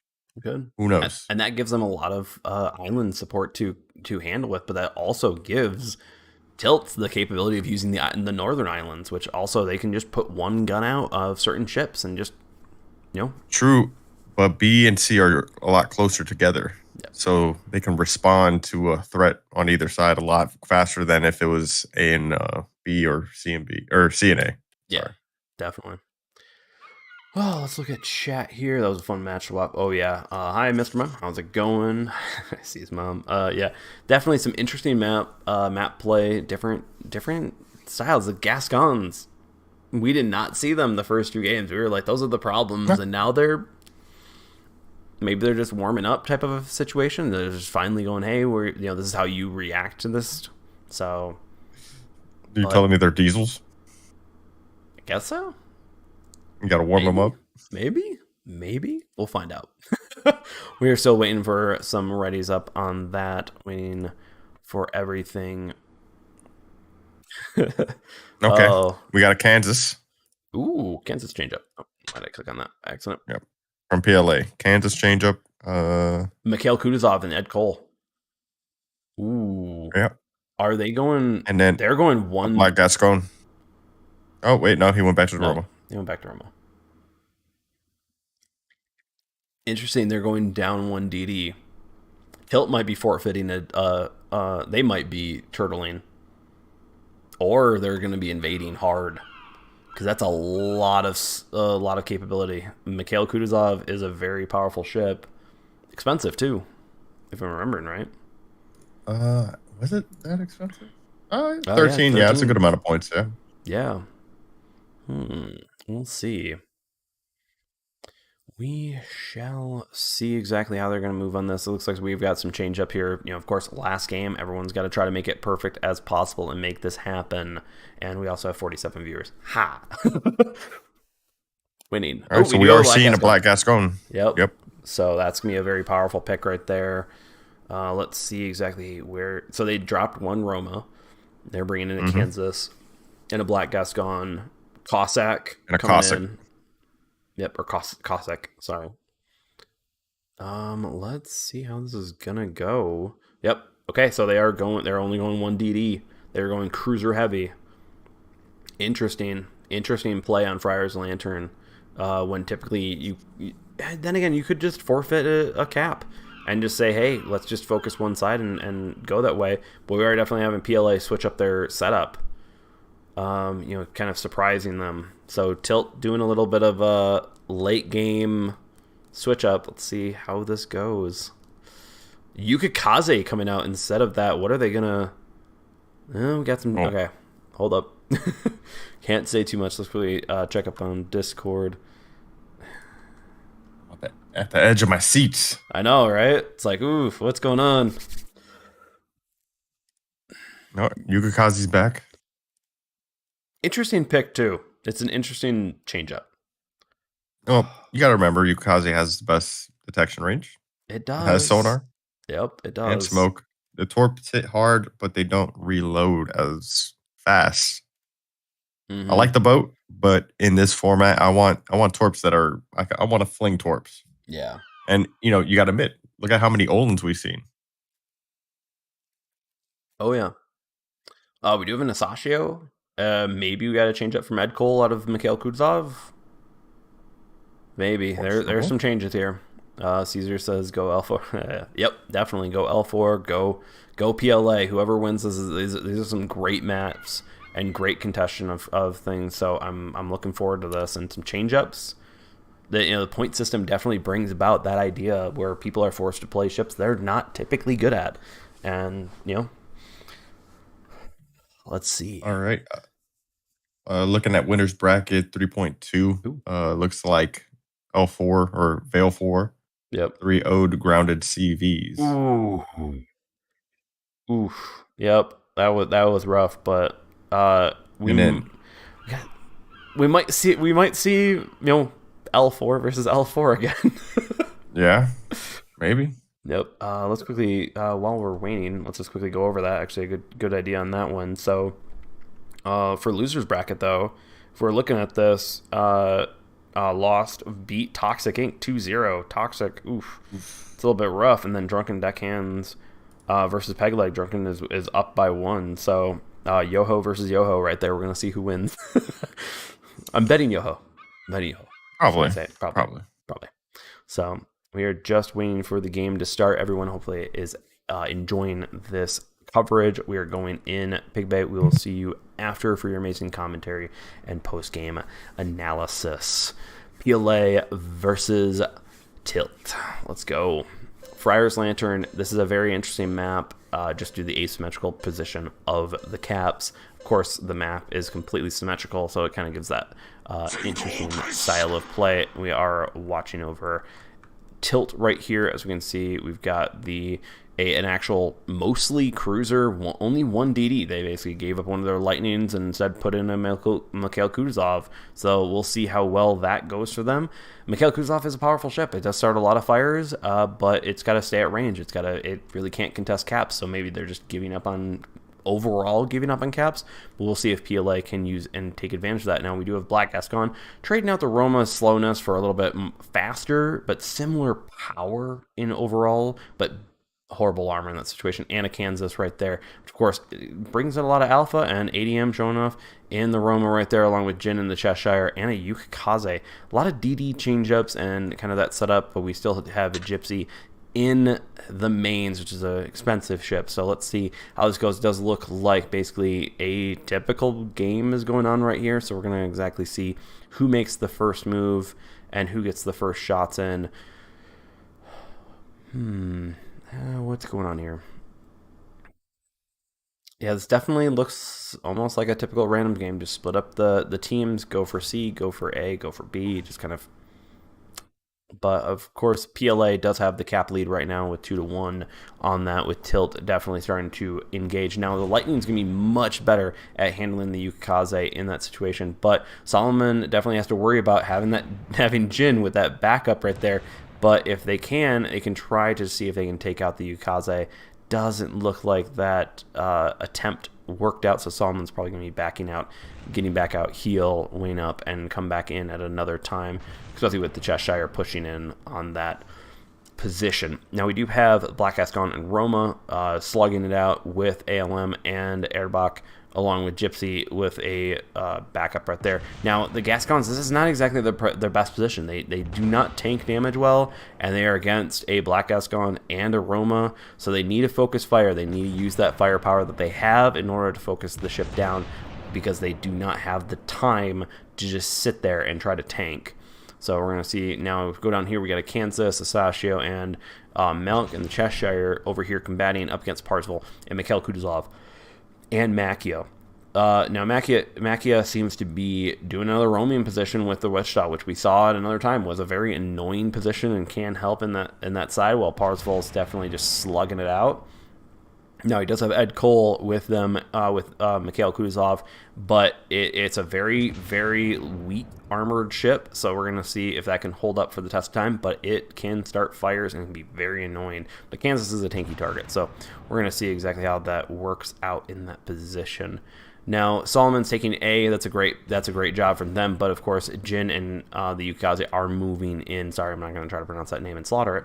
But PLA is right now up by double the points. So let's see exactly if L4 or Tilt, I should say, are going to be able to make up that loss in that situation. Now we do have Gypsy roaming. Unfortunately, against a Roma Cheshire, like they got to take out the Cheshire, and then they got to take out the Yukikaze in order to even start beginning on the Roma and the Black Gascon. But those two are very powerful ships, and we have Erbach I'm probably misslaughtering that name too, but that Gascon having issues, of course, right there. But they have taken that's a great play from them, and they are switching and pushing down the Asashio down south to help out that side of teams.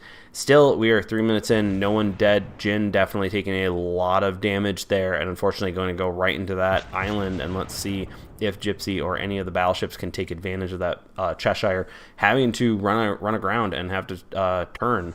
But I'm not quite sure if anyone's targeting, and that was a missed play right there. Taking out a ship is important, especially a Cheshire that could smoke up and keep a battleship alive for a little longer. So that's a little bit of a rough play on Tilt, letting Jin get away in that position. Now they do have Makia absolutely pushing on CN down here, doing that, but of course they do have a Kansas out here, which can hurt a little bit, a little bit. With that alpha, but of course it's just all alpha. It's not about base rate of fire or anything like that. Solomon's been taking a good amount of damage from the Yukikaze, which is quite a surprise. Yukikaze's guns are still there and definitely should be used by players, but it's not as good as the Lightnings, and looks like Solomon does seem to be getting away and also healing. So right here, we are seeing that these area denial torps are going out, keeping those battleships moving and dying out, luckily. Within time, Parsville has moved up north to help out the situation and help push on A, because they are losing the cap situation right here. PLA is definitely just kind of boxed up between the A and C situation. They are, utilizing the close proximity to swap people out. We got both Cheshires moving down here to absolutely help support I Am a Newbie, because the Kansas, of course, it's tanky, but it doesn't do a lot of damage over time. So these Cheshires are put in place in order to screen for them while they have the Asashio move up north, up to A, which, once again, is screening for Roma and for the Black Gascon, absolutely just keeping those torpedoes out and knowledgeable for their team. So the Cheshires are doing the exact same thing.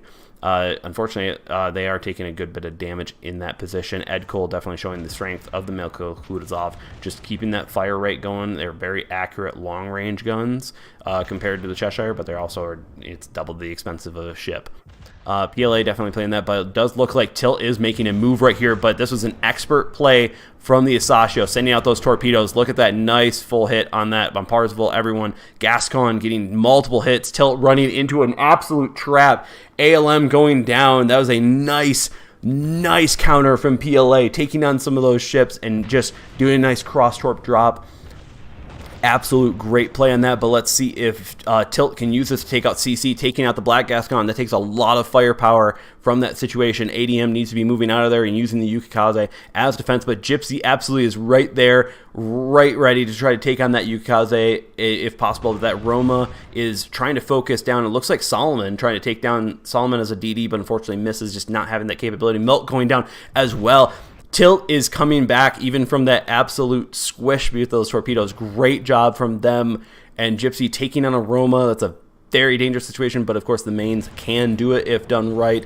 And absolutely getting the support from the DD, from Solomon right there. But PLA played the map better and got the caps. Pig Bay, what is your thought with PLA winning the map? Honestly, I think it came down to having two DDs. That kept them at bay for how long? Way too long. long. Like a minute left. Yep. Yeah, because there was too much threat of torpedoes. Granted, one was a Sashio, so you can't hit the DDs, but that kept the bigger ships at bay. Oh yeah. And we saw how well that worked. They just held the caps longer and didn't allow them to push in. Add on to that, they only had one DD, so the Asashio was only effectively nullified by one ship on the enemy team.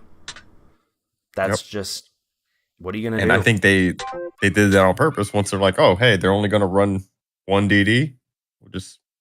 I'll bring the niche swap ship that's this up. got a lot of torpedoes. Yep. Should have brought a low. A lot of hard. Exactly. We haven't seen one yet. The disrespect. But still, great play from them and great job from both of them. I have to say, PLA's whole pincer maneuver, they saw Tilt's maneuver. They brought the Cheshires down. They brought the DDs up, cross-torped an entire group there, and just stalled them. It stalled them completely. That's something else, too. Tilt having, essentially two roaming cruisers, you're taking DPM out of the fight. Oh, yeah. And it's just not helping your team out that much. Oh, yeah. But very good games out of Tilt and PLA. 3-2. That was tough, but Tilt winning, or no, PLA winning. Yeah, PLA winning. So it's PLA versus Val. Looking down at loser bracket 3.2, we have Drunken Deckhands took the win down there for 2-0. Yep.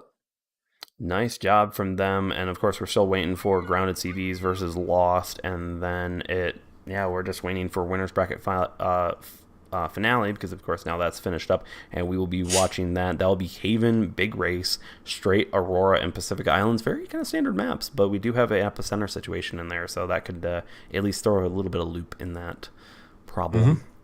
So we will see that. That'll be good. And PLA, definitely, they finally got their groove back. They finally got that situation back. So yeah, it only took 5 matches to get it back. Well, not 5, 3. Yeah. Yep. So that's the important thing. We're of course going to be waiting and doing all the coverage for the winners bracket finale tonight. I don't know if we're going to be watching winners bracket or losers bracket 4-1 tonight. Sometimes it gets moved over to Sunday due to time and everything like that. So we're of course going that. Hopefully everyone is enjoying the coverage here. Make sure to go over to give Pegbay some love. Get him up to 300 subs over there. Bump him up there. He's an awesome creator and like that. Most of the video was perfect. Chef's kiss. It was a quick little shorty. Still worth it. But we of course are waiting for the next everything to get done here. Hopefully everyone, actually I already said I was enjoying the coverage. But if you like this coverage and you like this style of video and much more hearing from both of us, make sure to like, follow, and subscribe. Hit that notification bell because, of course, we will be watching the grand finales tomorrow night. Sunday night, which will be a blast. Sunday night games are always a lot of fun with how many games you go through and just the competition at that level of play. You just learn so much from it. So make sure to follow, and subscribe on any platform you want. Of course, if you want to see any links to, of course, join the community on Discord, join the Patreon, help support this channel even more. All the links are in the link tree down below. Getting better at it. If you're looking for a good place to hang out on VC, yeah, our Discord's there. And if you need a fleet, the 47th fleet is here, and we're accepting everyone. We're just it's a chill fleet, chill and active. That's all we ask. And donate oil. Though we still need to get Admiral Rex to get into his indentured servitude. So, yep. So, Caesar, thanks for the like. Sorry, I have to remove everything for the night from alerts and like that, just out of courtesy for the tournament. So, but okay, we got PLA versus Val.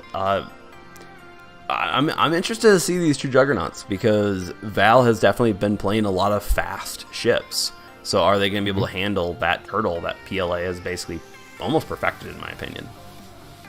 Yep. I mean, I think it comes down to the ship choices. Oh yeah. We're gonna see all the ship choices. Let me just make sure.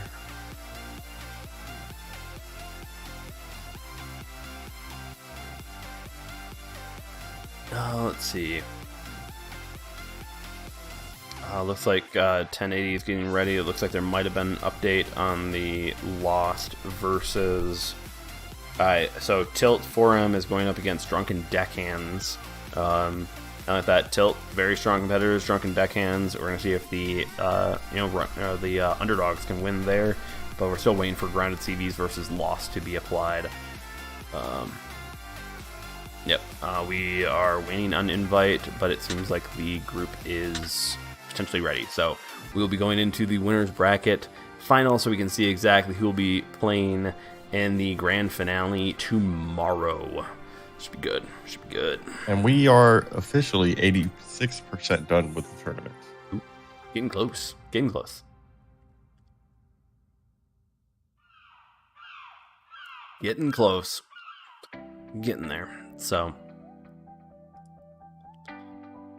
just waiting. Hopefully everyone is enjoying the coverage and enjoying my commentary and Pigbay's amazing post-game commentary. Questionable commentary. I like it, so you're fine. So, let's see. We're just waiting up. Yep, right stretch. We got a long battle coming up. Probably. Gonna go off 5. Well, if you think about it, if we had watched the other one, it was just 3 matches. Yeah, You know? it's true. Then we would have to wait Yep. for 2 matches. Exactly. Where at least if we saw 5 matches and didn't have, well, we still gotta wait. Never mind. Yeah. Doesn't work out either way. All I would say is I'm actually glad because I thought the PLA versus Tilt was going to be phenomenal, and it was.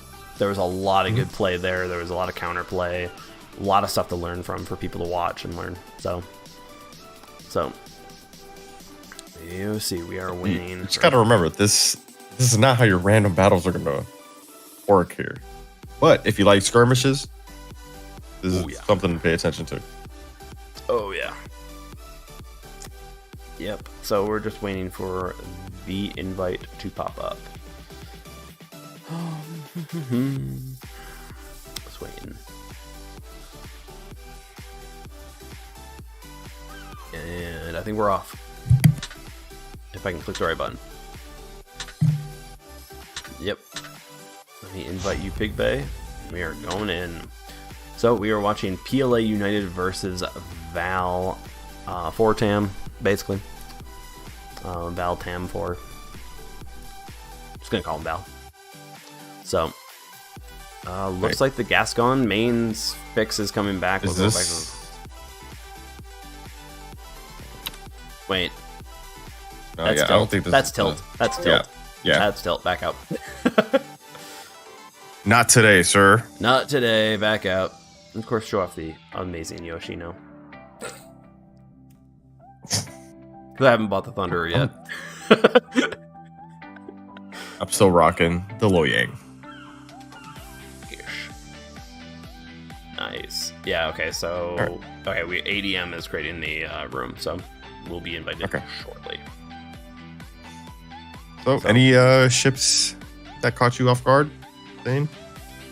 That Asashio usage, that was definitely an interesting pick there, because of course we've seen the Kagero. Yeah. Oh, we've seen Toxic running Kagero. Yeah, but like I said, I think didn't work out for them. I wonder if they use it down in the losers bracket against Lost. I wonder if they ran it again.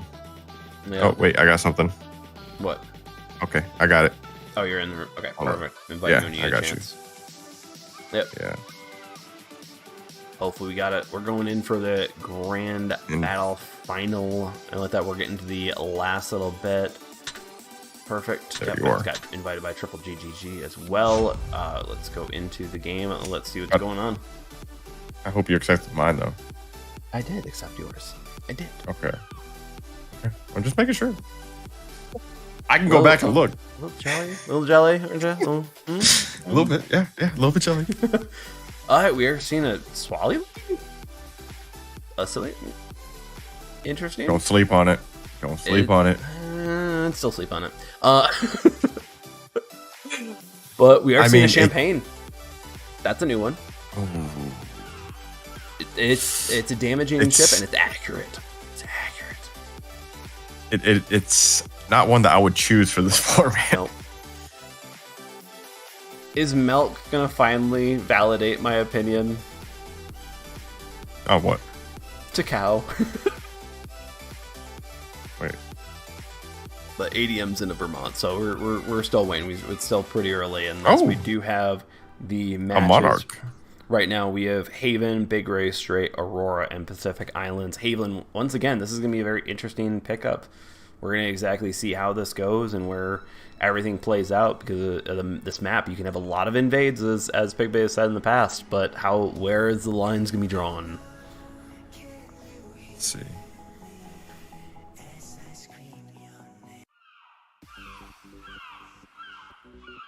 What do we got here? What's we thinking?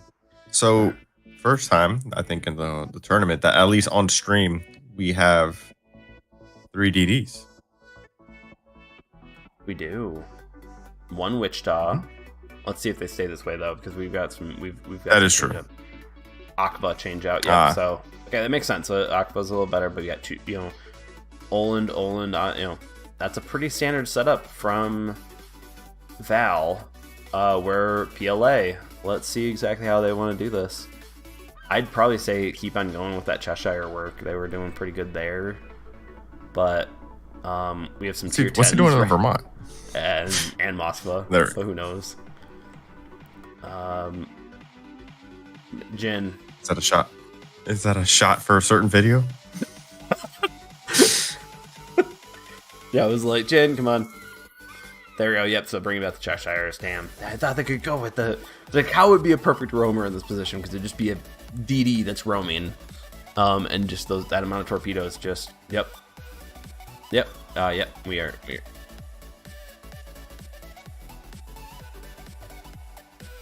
Yep, we are good. We are ready. We're just waiting for that.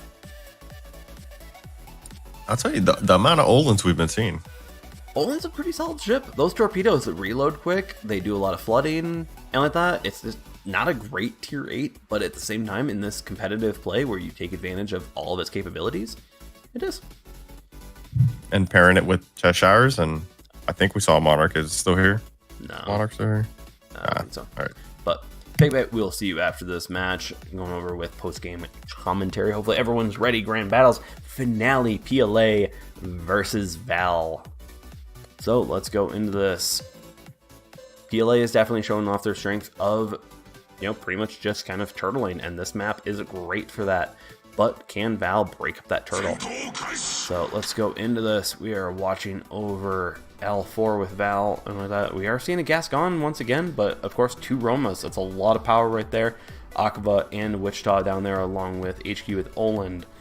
So HQ is definitely some a person to not mess with on that. So as we go here, we are definitely going to see A and D get taken by each team, but where exactly are B and C going to be pushed on and stuff? We have CN in the Olin still, Jin in the Cheshire moving over there, Cheshire, Roma, Turpitz, a lot of Romas in this game, so we're going to see exactly how that works out, and it does look like PLA is going to make for the cap, where it does look like Val is going to be ignoring the caps off the bat, so let's see exactly how that works out for them.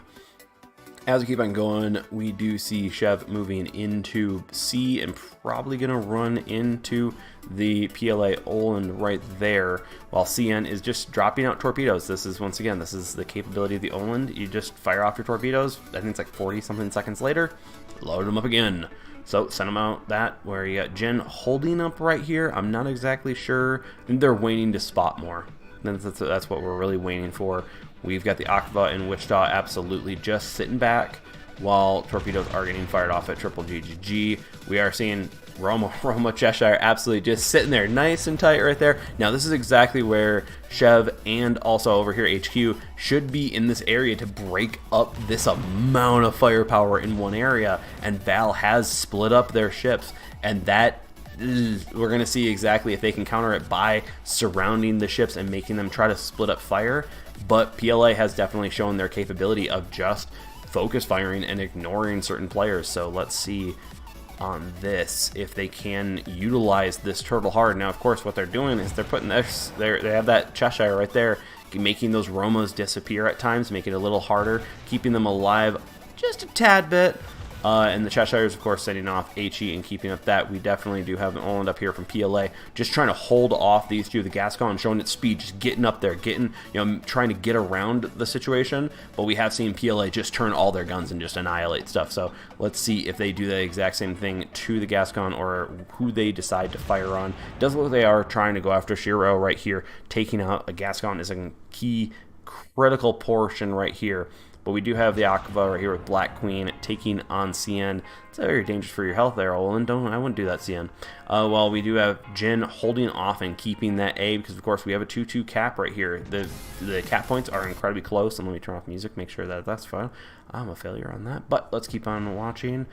We do have the Gascon out of Val, kind of falling back, trying to stay at range, trying to help out, shoot different ships, and try to take out ADM. They are trying to have a roamer in that position with the Gascon. The Gascon would be perfect in that situation, and if you can keep those guns, but PLA broke up their turtle I'm not quite sure that was the best play, but they are a lot better players than me. So let's see exactly if that ends up working out for them in the end. Once again, those Olin torpedoes just causing those floods. And HQ is doing a great job. Send off one, send off the next. Let their heels get fixed up, so then you can cause a permaflood again, because that flood chance of the Olin torpedoes it's insanely good. Need to get those missions for the two floods in a mission. The Oland line is definitely perfect for that. Now, right here, we're definitely seeing the Tirpitz Cheshire moving in here, trying to take out Triple GGG and push back Z-Toy out of that, while HQ is definitely just keeping on messing with that turtle situation. Definitely moving ships around. Now, ADM is going to have to start dealing with a Gascon that's keeping post on that, but also using HE, an interesting pick to fire out of that. Out of a Gascon, I think it has decent. Ooh, still Roma reminding him Roma still has power. Don't do that. Now we do have Shiro definitely trying to move in, trying to help out where they can. Let's see. This is once again we are 2 minutes and 40 seconds left in the game, and still no one has died. A lot of damage has been traded. We're going to see exactly. There's got to be a play here, and I have a feeling it's going to be the Cheshire dying right here. Removing those mobile cruisers right there is perfect for Val to start securing their victory, because those Cheshires really are a key to success in keeping that turtle alive and keeping those guns not able to fire on that turtle right there. Jin taking a flood right there from those torpedoes. HQ just being that annoying pest that the Olin can be. Great work on that side. Unfortunately, it looks like the Gascon's getting hunted down by an Oland, and that's just not fun for that situation. Let's see. We've got a few key critical plays. While we do have Val not in the lead anymore, actually PLA just won that back by taking out a Gascon. That's a lot of points to lose right there. Now these two DDs up here can now just go after this Roma. That is a Roma by itself, and Chev has not enough health to actually help out Shiro right here. So these two DDs are absolutely just going to have fun with that Roma, unfortunately, and they can tank a bit, but that's going to be hard. So now down here, the Southern Fleet definitely needs to start taking out these ships, and taking out that Cheshire is one key critical point. That's a great job, and it looks like probably going to be taken out next on the situation. These torpedoes, just sending them in. Great job from Z-Toy from the Wichita, absolutely showing that AP can just penetrate that Cheshire and just do a lot of damage right there. And these two Romas are just backing up, and this Tirpitz right here, it is in a very perfect position right here, because if it wants to, it's just going to be able to absolutely just go forward and then be in its element, be in brawling, and taking out Shiru is a huge hit on that. Now there are two battleships down versus two Cheshires down. The DDs are definitely doing that, but we do have a 3-to-1 situation on the cap. CC, I have a feeling I almost want to say CC should definitely just go forward and just start brawling Z-Toy and or the Black Queen, or take that out. ADM getting taken down by Triple GGG. Great job, great focus fire on that. I am a newbie is just left there in the Roma. C is getting switched over. Once again, map control, definitely a very close game as of right now. So we got to see exactly. I think Black Queen needs to die, and personally, then CC can then just go out and go after the Wichita. But it looks like I'm a newbie taking way too much damage in the situation, getting harassed and taken down with Triple GGG, HQ, and Z-Toy. Now CC's right here, absolutely just holding B. Black Queen goes down, and unfortunately, I think that might be it. And Val pushed back on that turtle perfectly and played the caps well. Pigbay, what's your first thoughts? Definitely what happened at A. So they were able to kill that Cheshire, and then they just pushed into A and were able to flip the caps to their advantage. And that, I mean, it was even almost the whole way, whole way through. But just having that brief moment of holding 3 caps gave them that slight edge, because I believe it was 4 ships apiece. So, I mean, good on them. Good on. They took out those battleships too. They focused those Cheshires, and then they started taking on the battleships and everything like that. Yeah. That was good. It was really rough to see the deaths of the battleships from Val, but they tanked it and still won. So, I mean, they just kept trading ships, because we would have one team they get their ship knocked out, and then all of a sudden over there by A. So just went back and forth, and the last minute just holding that cap. And that's what it comes down to. What people need to understand: hold the caps, damn it. Caps are not lava. All right, don't sail on the borders, damn it. Sounds like another future video.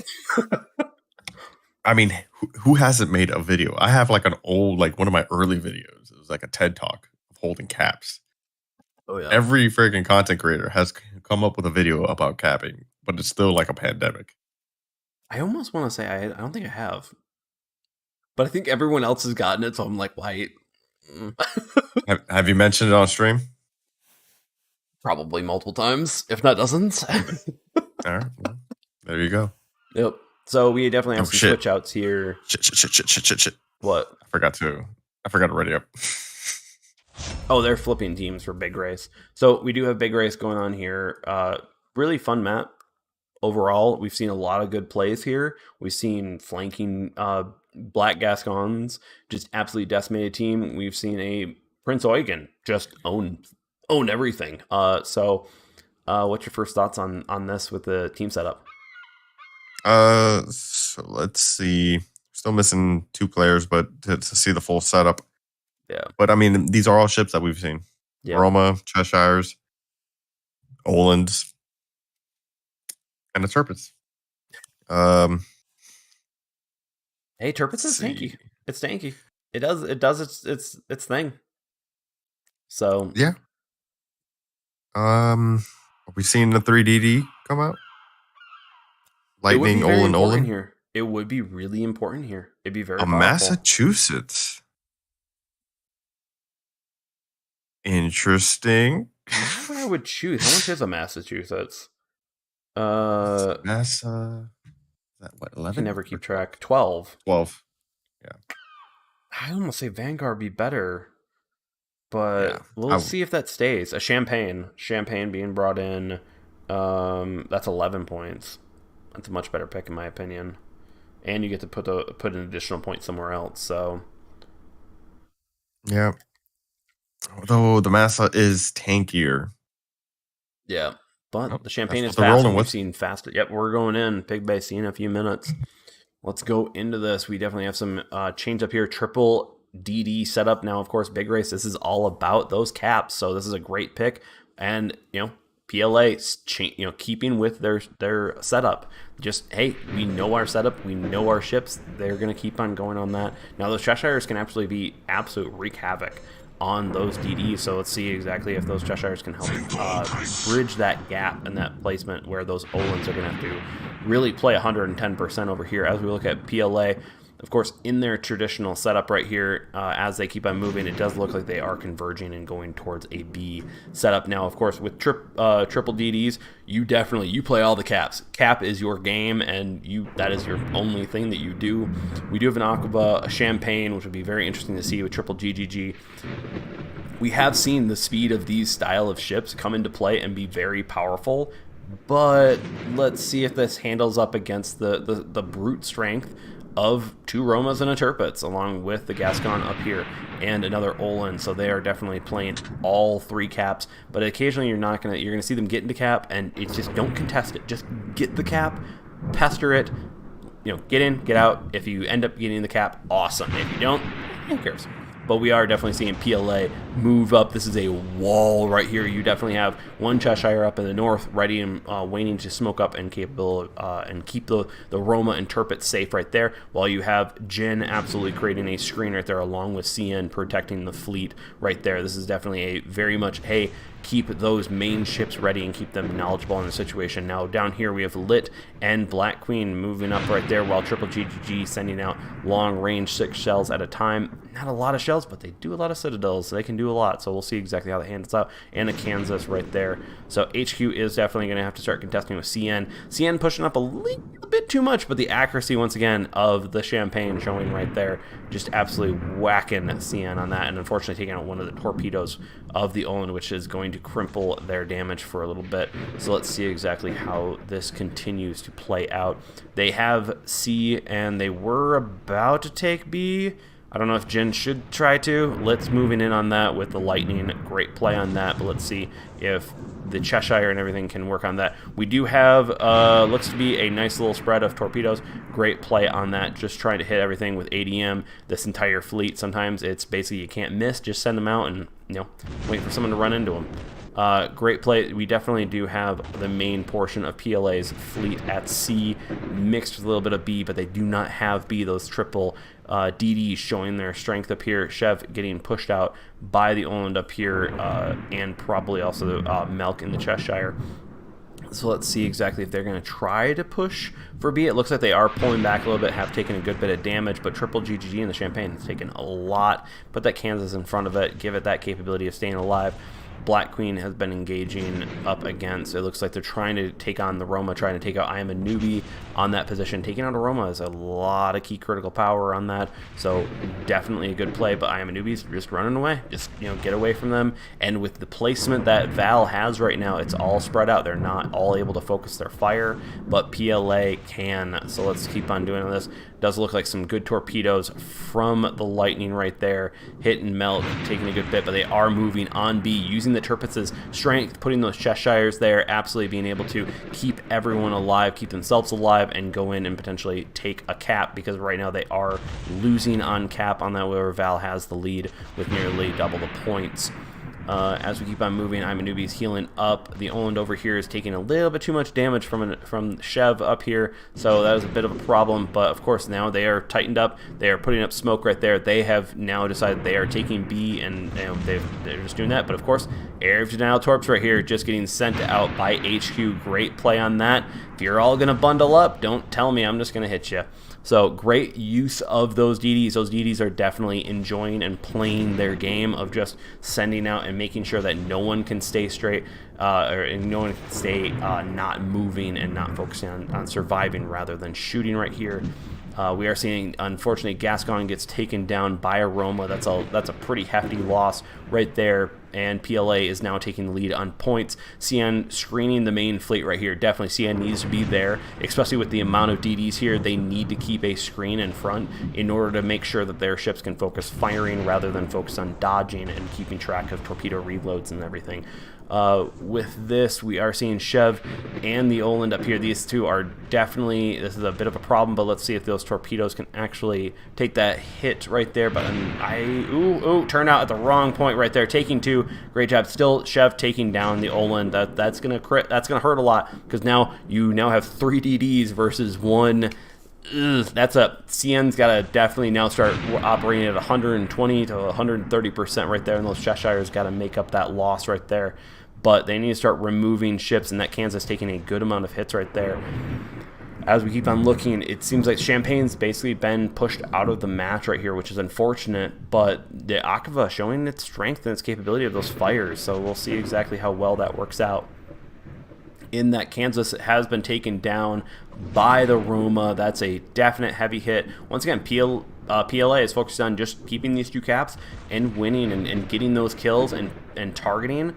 And these DDs, I feel like they are doing a good job on keeping them moving, but unfortunately, the amount of ships that they brought that are just very easy to kill, or just about alpha, it's definitely hurting Val right here, unfortunately, in this situation. And those Cheshires are showing their versatility. Maybe they're undervalued in this point system right here, but we definitely do have Chev contesting C and making sure that CC and I'm a Newbie are on their toes right there, making, hey, I've got an Oland right there. It's not going to do a lot of damage, but it can still be annoying. Within that, we do have a Bet the Farm on the torpedoes right here from Lit. Very dangerous position right here, especially when you have ADM, but with multiple torpedo sets going out at a time, maybe they might hit something. Unfortunately, it doesn't look so, but I Am a Newbie, unfortunately, looks to be getting hit by those torpedoes from Chev. Great pick and great hits from there, and unfortunately, those torpedoes die out from the Lightning. So the triple DD setup and getting these caps, they've been playing the caps pretty well, but PLA is just capability of focus firing and making sure they're hitting the right targets. HQ taking down ADM, nice job on that, but unfortunately they lost the Champagne right there, right along with the ADM sending out rounds the last moment. Great job, Jin taking out HQ right there. Great plays from everyone right there. PLA just winning it even with the DD decrease on that Pig Bay. What's your thoughts? So Chev and Olin took a lot of damage, and part of the reason they couldn't make it work, the 3DD, is because once he took that much damage, he kind of just valued his health. You know what I mean? He didn't want to be the first to be out of the match, essentially. And it limited what he could have done. I would have liked to have seen him make a little play on those battleships a lot sooner at, what was that cap? C, yeah.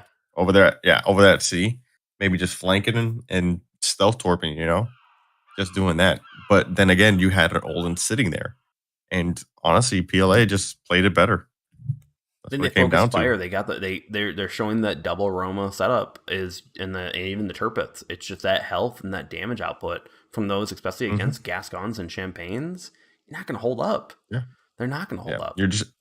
You're mitigating all those, your torpedo power, and it's taking the slot of another cruiser that you could use to be damaging some of these ships, setting fires and things like that. Yep. So it can definitely work. Oh, yeah. But the circumstances have to be just right. I think also you're betting so much on the Olin, and the Olin doesn't have that raw torpedo power. It's more of that annoyance. Yes. Where the Lightning, you can actually do a amount of damage, but they're betting the farm so much on those torpedoes. Yes. They're missing them completely. And I'd rather hit 4 than miss all. Yep. Hit 1 than miss all. Oh, yeah. I don't like betting the farm. I rarely do it. Yeah. It's not a fan. Oh, yeah. No, I always do a little bit of a fan. Kind of just send them off. But we'll see. We are, we're at 2-0?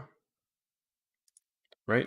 Or, PLA. No, Val 1-1. So this is PLA. Yeah, so it's Val. 1-1. So it's 1-1. Yep, it's 1-1. My apologies. How dare you? So if we're looking at other things, Lost beat Grounded CVs 2-0. So whoever wins out of Tilt versus Drunken Deckhands goes against Lost, and will be in losers bracket for 1. Yeah, that's it. And now we're just waiting for the game to start. We are on Straight, which of course is a very very interesting map on this play, because of course you're gonna have which way you're gonna go. Are you gonna go AC, or are you just gonna go for BC, BA, stuff like that? So a lot of different plays. Black North Carolina. Interesting pick. Also maybe a Richelieu, which would be good on this map. Chacao. Someone finally brought up Chacao. 15 points. Oh yeah. For the Black North Carolina. It's a lot of points there. Oh no, they're gonna change out, aren't they? I just said it too. We did Cossack, Richelieu. Now, of course, once again, Val is going double Olin, Wichita. They are bringing double Roma. They are bringing that out. So we are seeing some change ups, and of course, PLA is adjusting. And unfortunately, it looks like they're adjusting back to their old setup. They were acting like they were changing, but they weren't. So we'll see exactly what happens there. I was looking forward to kind of seeing a Roma or a Richelieu or a Black North Carolina. Honestly, I want to see a full fire starting team. Full Monarchs, Black Monarchs. Yeah. I was like, we've seen a pretty heavy fire starting team, and it didn't end up working out. Yeah, but all right, here we go. Yep, here we go. See you in a few. All right, we're going in once again. PLA versus Val on Straight. Let's see exactly how they move out. This is a very interesting map to see exactly how they want to go about, especially with PLA's, incessant usage of the turtle strat. That'll be quite interesting to see exactly how they want to make that. If they want to just drop a few caps and just focus one, and then focus on killing things, or not. So up here, we've got a Northern Fleet of the Cheshire, Oland, and Turpits going up against an Oland, Wichita, and 2 Romas. They need to get out of there, and it looks like they already know. Down here, we've got a Gascon, Oland, Octava, and like that, versus a Roma, Cheshire, Oland, and another Roma. So definitely each team is pretty much, I have a feeling we're going to see just a flip on the field. Right here, we're going to see the DDs contest here and there. CN against Chev right there. And then, of course, their PLA's Oland versus HQ on that. Sorry, I'm just not going to slide your name. But we are going to see A and C getting taken, and we'll see exactly how this battle goes out. Pretty much Melk and CC are doing exactly what they should do. They are not the ships to really hold, in my opinion, so they need to get back down. And of course PLA is trying to use that strat of getting into a turtle and focus fire and using their overwhelming firepower to eliminate stuff. Where you have Val, they've got a special operations up here, and then over here you got a Roma, Gascon, and an Oland watch right there, while it looks like the Aqua seems to be a roaming situation, which would be quite good. But let's see as this battle progresses. At the end, unfortunately, getting the torpedo taken out, that's really rough for a DD, and getting focused pretty hard on that. See if they can get out of that situation right here. We definitely do have a Roma Cheshire, using PLA's, very, very powerful usage of the Cheshire, just using its smoke, using its capabilities and its fire starting along next to two Romas, keeping them alive. Now, Black Queen seems to be just pestering them. Great idea from that. Very, very solid guns. Not a lot of them can kind of start fires, but, it works. I do feel like Jin probably needs to be a little bit further out, trying to, screen for HQ's torpedoes, because, of course, that's going to continually annoy the battleships. But with them being bow on, it's very easy to dodge those torps, unfortunately, for HQ. Where you've got Chev absolutely trying to take on CN right here. You do have a line getting formed in the north here, and over here we have a Cheshire Melk doing a roaming situation. I don't know how well it's going to work against a Wichita up here with Z-Toy, but we'll eventually see that when those two spot each other. CC taking a bit of torps along with CN running away from the situation.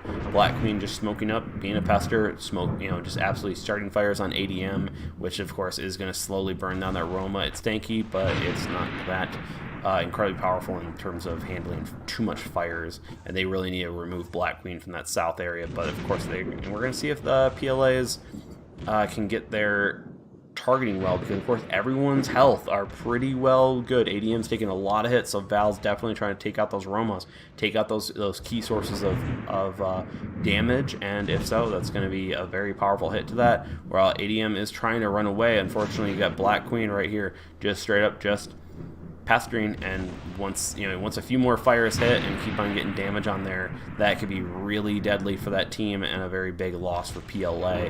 Where L4 is just, they're definitely shifting that damage out there. They're making sure everyone's getting a good bit of damage, and we're seeing also CC. Let's see if they can remove that Turpits from play. Val's definitely got their targeting on lock this game in comparison to PLA's typical situation where they typically are on lock, and it's mostly this map. This map definitely forces a different style. So while Black Queen keeps on pestering ADM has healed. Let's see, can anyone get a shot on CC? I think CC might be safe in the situation. I think. Unfortunately, it does look like Melt got pushed out by Z-Toy, showing the power of the AP of the Wichita, up against those two. Powerful hit. CN taking a good amount of hits. Let's see if they can focus him down on that situation. Unfortunately, hitting a rock. You can use that tactic in order to throw off aim sometimes, trying to figure it out, but at this level of play, people are going to wait. They're going to hold their shots, making sure that, hey, oh, you turn one way, then we're just going to turn that way. You have HQ screening for the team along with Chev. That's a great idea, making sure those battleships just keep on keeping their guns, keeping focused on shooting rather than trying to stay alive. So as we see here, Jin taking a decent amount of damage. CC and ADM definitely. Ooh, Black Queen showing the capabilities of just a roaming Octava, just being in that annoying little fire starter at the bottom. Yeah, we're going to see if CC can survive that situation. Now, over here, we do have Milk going up against Chev and Z-Toy in that. I don't know how that's going to work out there for that. Olin pushing in. We definitely do have Caps getting held up by PLA and winning that, but the early caps that Val had is giving them that capability of having that wiggle room, and now they just need to finish off and kill those ships while Black Queen is absolutely just wrecking some damage. Probably and probably actually going to die in this move, but if they can just get one fire on CC, hopefully that will eliminate that Turpitz. Unfortunately, the Octava is also a very weak ship, getting taken down by CC. Great job, but still getting taken down as well. That's a good trade right there. A little bit, a lot of points there in loss on that, but now they actually are winning it, and they are pushing in Val, trying to take back B. Great position on that. In order to do that, those Olin torpedoes just showing how annoying they are, just constantly starting floods, 2 floods just from one set. Great shots on that from CN, keeping them busy and keeping them also potentially ready for fires from the Cheshires if they can get back into position in time. I am a newbie, unfortunately taking a good bit of hits from the Romo because it doesn't have too much of a screen right here. But if they can try taking out triple GGG or even Shiro, this could be definitely a close game. We only got 40 seconds left in the game.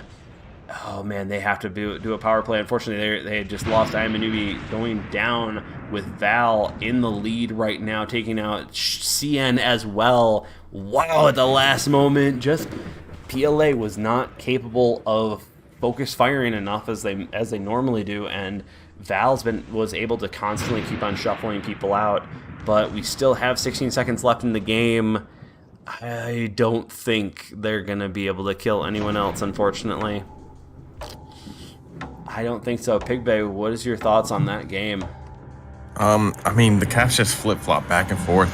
One of the things I'd noticed is, who's red? That's PLA.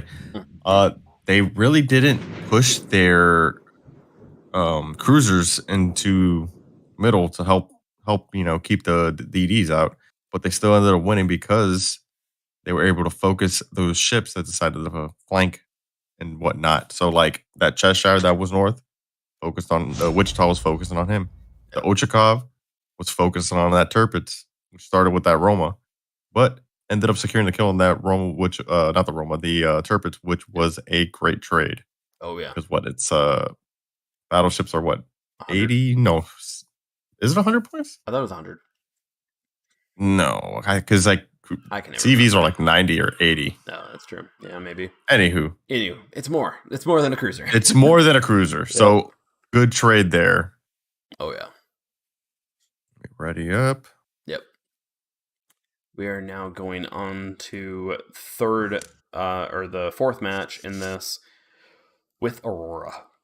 So 2-1, Val. Any changes? Do you notice any changes? I don't really see any. We'll find out soon. Hopefully everyone is joining the coverage of these games. We are in the grand battle currently, as of right now. So we'll see the winners bracket finale. Sorry, I should say that. Winners bracket finale. So, and then of course, whoever wins this will be going against the losers bracket finale, which actually, let's see if we've got any updates on that for the Lost and Tilt. Unfortunately, not right now.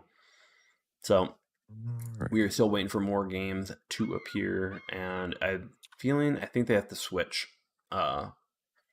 So we are still waiting on that.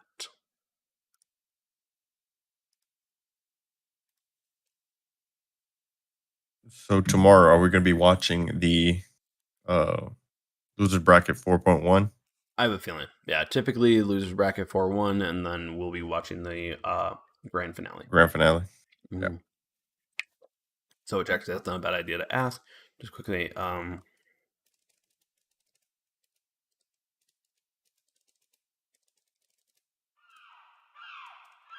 We're seeing an Asashio switch. We have seen the power of that, especially with PLA. Yeah, but that was with one against one DD against two. So it's actually happening. Losers bracket 4-1 is happening right now. So this will be our last set that we're watching. Okay, so then we're just rolling into grand finals tomorrow. Yep. Okay. We'll be watching grand finale, which will be absolutely a blast. Especially we will be having PLA or Val, whoever wins this, versus Lost and Tilt. That's a very strong setup right there. So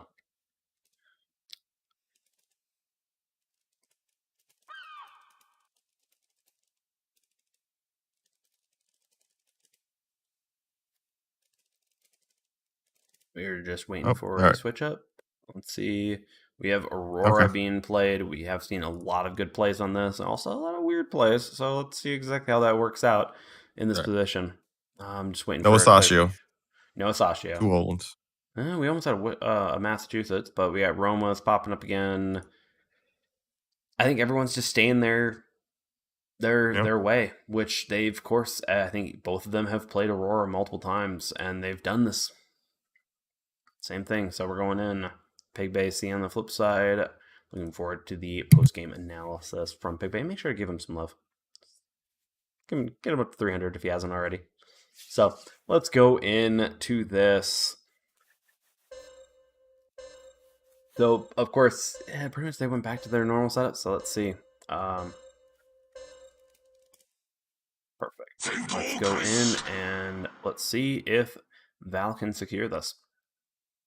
So as we keep on going through, right here, typical setup, we've already seen this multiple times. As we see the ships move around on this, it does look like Val's kind of going for every single cap. Interesting pick, but we can already see PLA just straight up, everyone go AB. Like they are just all moving in one fleet, except for this Oland, which I have a feeling probably just a roamer situation. Hey, grab C if they end up not grabbing C. Might as well. Just a perfect way of just, hey, if you can, you can. If you can't, you can't. Don't worry about it. So let's see exactly as this whole entire thing progresses. Of course, PLA just mounting the entire fleet down here. That's going to put a lot of pressure on both of Triple GG and Shiro with these Romos and the Wichita with Z-Toy. Now, Chev's got to absolutely try to break up this with using their torps, but unfortunately, CN also is going to be right there along with the Cheshires pushing on them. Jin's going to absolutely try to beat up HQ when possible, but it looks like PLA's Oland was not capable of grabbing C, and Black Queen might be going into roamer status because, of course, we've got now the Gascon moving in down south, just moving away. We're going to see exactly how that works out for the team. Now, PLA, what they really need to do is they need to get back to that whole idea of absolutely targeting one ship and really removing guns. And Val's got to be careful about this because they have less ships in this situation. They really need to watch out for losing guns, especially Romas that are very important to their entire strategies, and also just the power of that. Unfortunately, PLA's Olans have actually taken a lot of damage early on. The Olans are, they've got their 4 heals. They can just run away, heal up, come back in, and let the Cheshires do their job too, and let them kind of screen for the battleships. So that's a great play from them while they heal up. As we keep on watching, we definitely have Black Queen being a roamer status right here. Just, obviously waiting for the right time to fire up. If Black Queen can absolutely surprise the Olans right here, that would be a devastating hit and devastating play from Val on the Olans right here. But, the Olans are sneaky. They can be maybe a little rough. So let's see exactly if Black Queen can take advantage of getting around this turtle, being that problematic child. Now, this turtle definitely needs to keep on focusing and hitting these battleships or focusing down one target, and we're not really seeing that much damage getting focused on that, while PLA has been taking a lot of damage here and there, and now Black Queen's definitely opened up, definitely showing that annoyance, taking on Jin. If they can take out the Cheshire, takes out a lot of capability and a lot of potential from that team. So let's see if Black Queen can secure that in the Octava, which of course is a very weak ship. Very, very weak armor. Now over here we got Cheshire keeping ADM, I am a noob, and potentially even CC alive with those smokes. So nothing really. Triple JGG needing to back up, taking a lot of damage there. Let's see, Jin is having a bad day here. Let's see, can Black Queen take out Jin right here? Yep, right there. Nice job from that. Taking out Cheshire is incredibly important to the PLA strategy, and Val has just secured themselves with a nice little win right there. Now, even if PLA has the cap advantage, they, once again, Val's still got the point advantage because of the early cap wins and also because of that kill, so it was a great play on them. Now let's see if Val can keep this up. Now this is pretty dangerous. Unfortunately, going down, Black Queen, nice job on the torpedoes, just sending them out. They can be useful on that ship. And CN, oh man, I have a feeling Val has figured out PLA's strat, and it is not going well here. Black Queen being a roaming fire starter. That's an incredibly powerful position right there. And let's see if CN's actually going after ADM right there. Now, of course, you still have some massive amount of health right here between these Romos, but this entire Southern fleet's keeping them busy, keeping them capable, and that Gascon being able to reposition is definitely helping out. Val keeping that damage dispersion right there. CN getting taken down by Sheb. Great job. Now all DDs are gone. DDs are now capable of just playing. They can do whatever they want. Great job. It looks like Melk is taking a lot of damage. CC is flooding. PLA is not looking good here. This is a complete encirclement of a turtle, and none of them are firing all at once and at one particular target, where Val is just singularly focusing them down. And unfortunately, it looks like they got a little too close, and those torpedoes are just going in. Jeez. Val has figured out the strategy of PLA and are ripping them apart. Pigbay, I'm going to bring you in early because this isn't looking good. It's pretty much done. So yeah, Jin going down there in that center cap, it allowed Val's DDs to push into B, and just while they're doing that, still sending torps over to, what is it? A? Yeah. Yep. So just sending torps to that turtle. Just sending them over there, getting damage controls, because I can't. There was like one time I was watching one set of torps got 3 floods at once. So I'm like, oh my God, the freaking luck on some people. Some people's kids just have all the luck. But yeah, once Cheshire went down, DDs were able to push into B, and then the DDs started falling. Great job. PLA's DDs started falling. They're done. And we all know, once you get the DDs down, that's it. That's all she wrote. That's it. That's it. And if I'm remembering right, that is it. Val won. Is it? Yeah, that's I believe that is. Yep. Val won that. PLA put up an excellent result, but Val just completely ripped them apart, piece by piece. Mm-hmm. So let's quickly go over this, as that was the last match of tonight. Of course, we got grand battles tomorrow, and of course, losers. Any form of losers bracket or anything they else want us to watch tomorrow. But as we see, Val won 3-1. PLA put up a valiant fight, but just not enough. Just not enough. So great games tonight, though. Great games. A lot of them are close. And that's what you want to see. You want to see the close matches that can go either way at any point. Oh yeah. So as we can go, of course, we're still waiting on information from Lost and Tilt. We'll find that out more tomorrow. But Pigby, thank you for joining tonight, and everyone, of course, thank you also for joining the stream. Oh, it's been a blast. We had some amazing games tonight, some great plays. Can't wait to clip this all up and show you all tomorrow. Hopefully, I won't screw up the names again. Yeah, we'll find out, right? But Pigby, anything you want to say before we go? No. Either way, everyone, go give him some love on his channel. Get him up to 300 subs tonight. Let's help this awesome creator here that just brings so much to the table, and Rulers of Waves makes this so much, just such a blast to do. So, and then of course, follow, subscribe on any platform you want to do. If you want to see this tomorrow, make sure to hit that notification bell, and also join up on Discord if you want to join the community, and if you really want to help support the channel, join the Patreon. All the links, of course, in the link tree down below. And Pigbay's, of course, his link is also in the description. Thank you all. Have a wonderful night. Pigbay, anything else? Until next time. Until next time. Have a good one. Peace.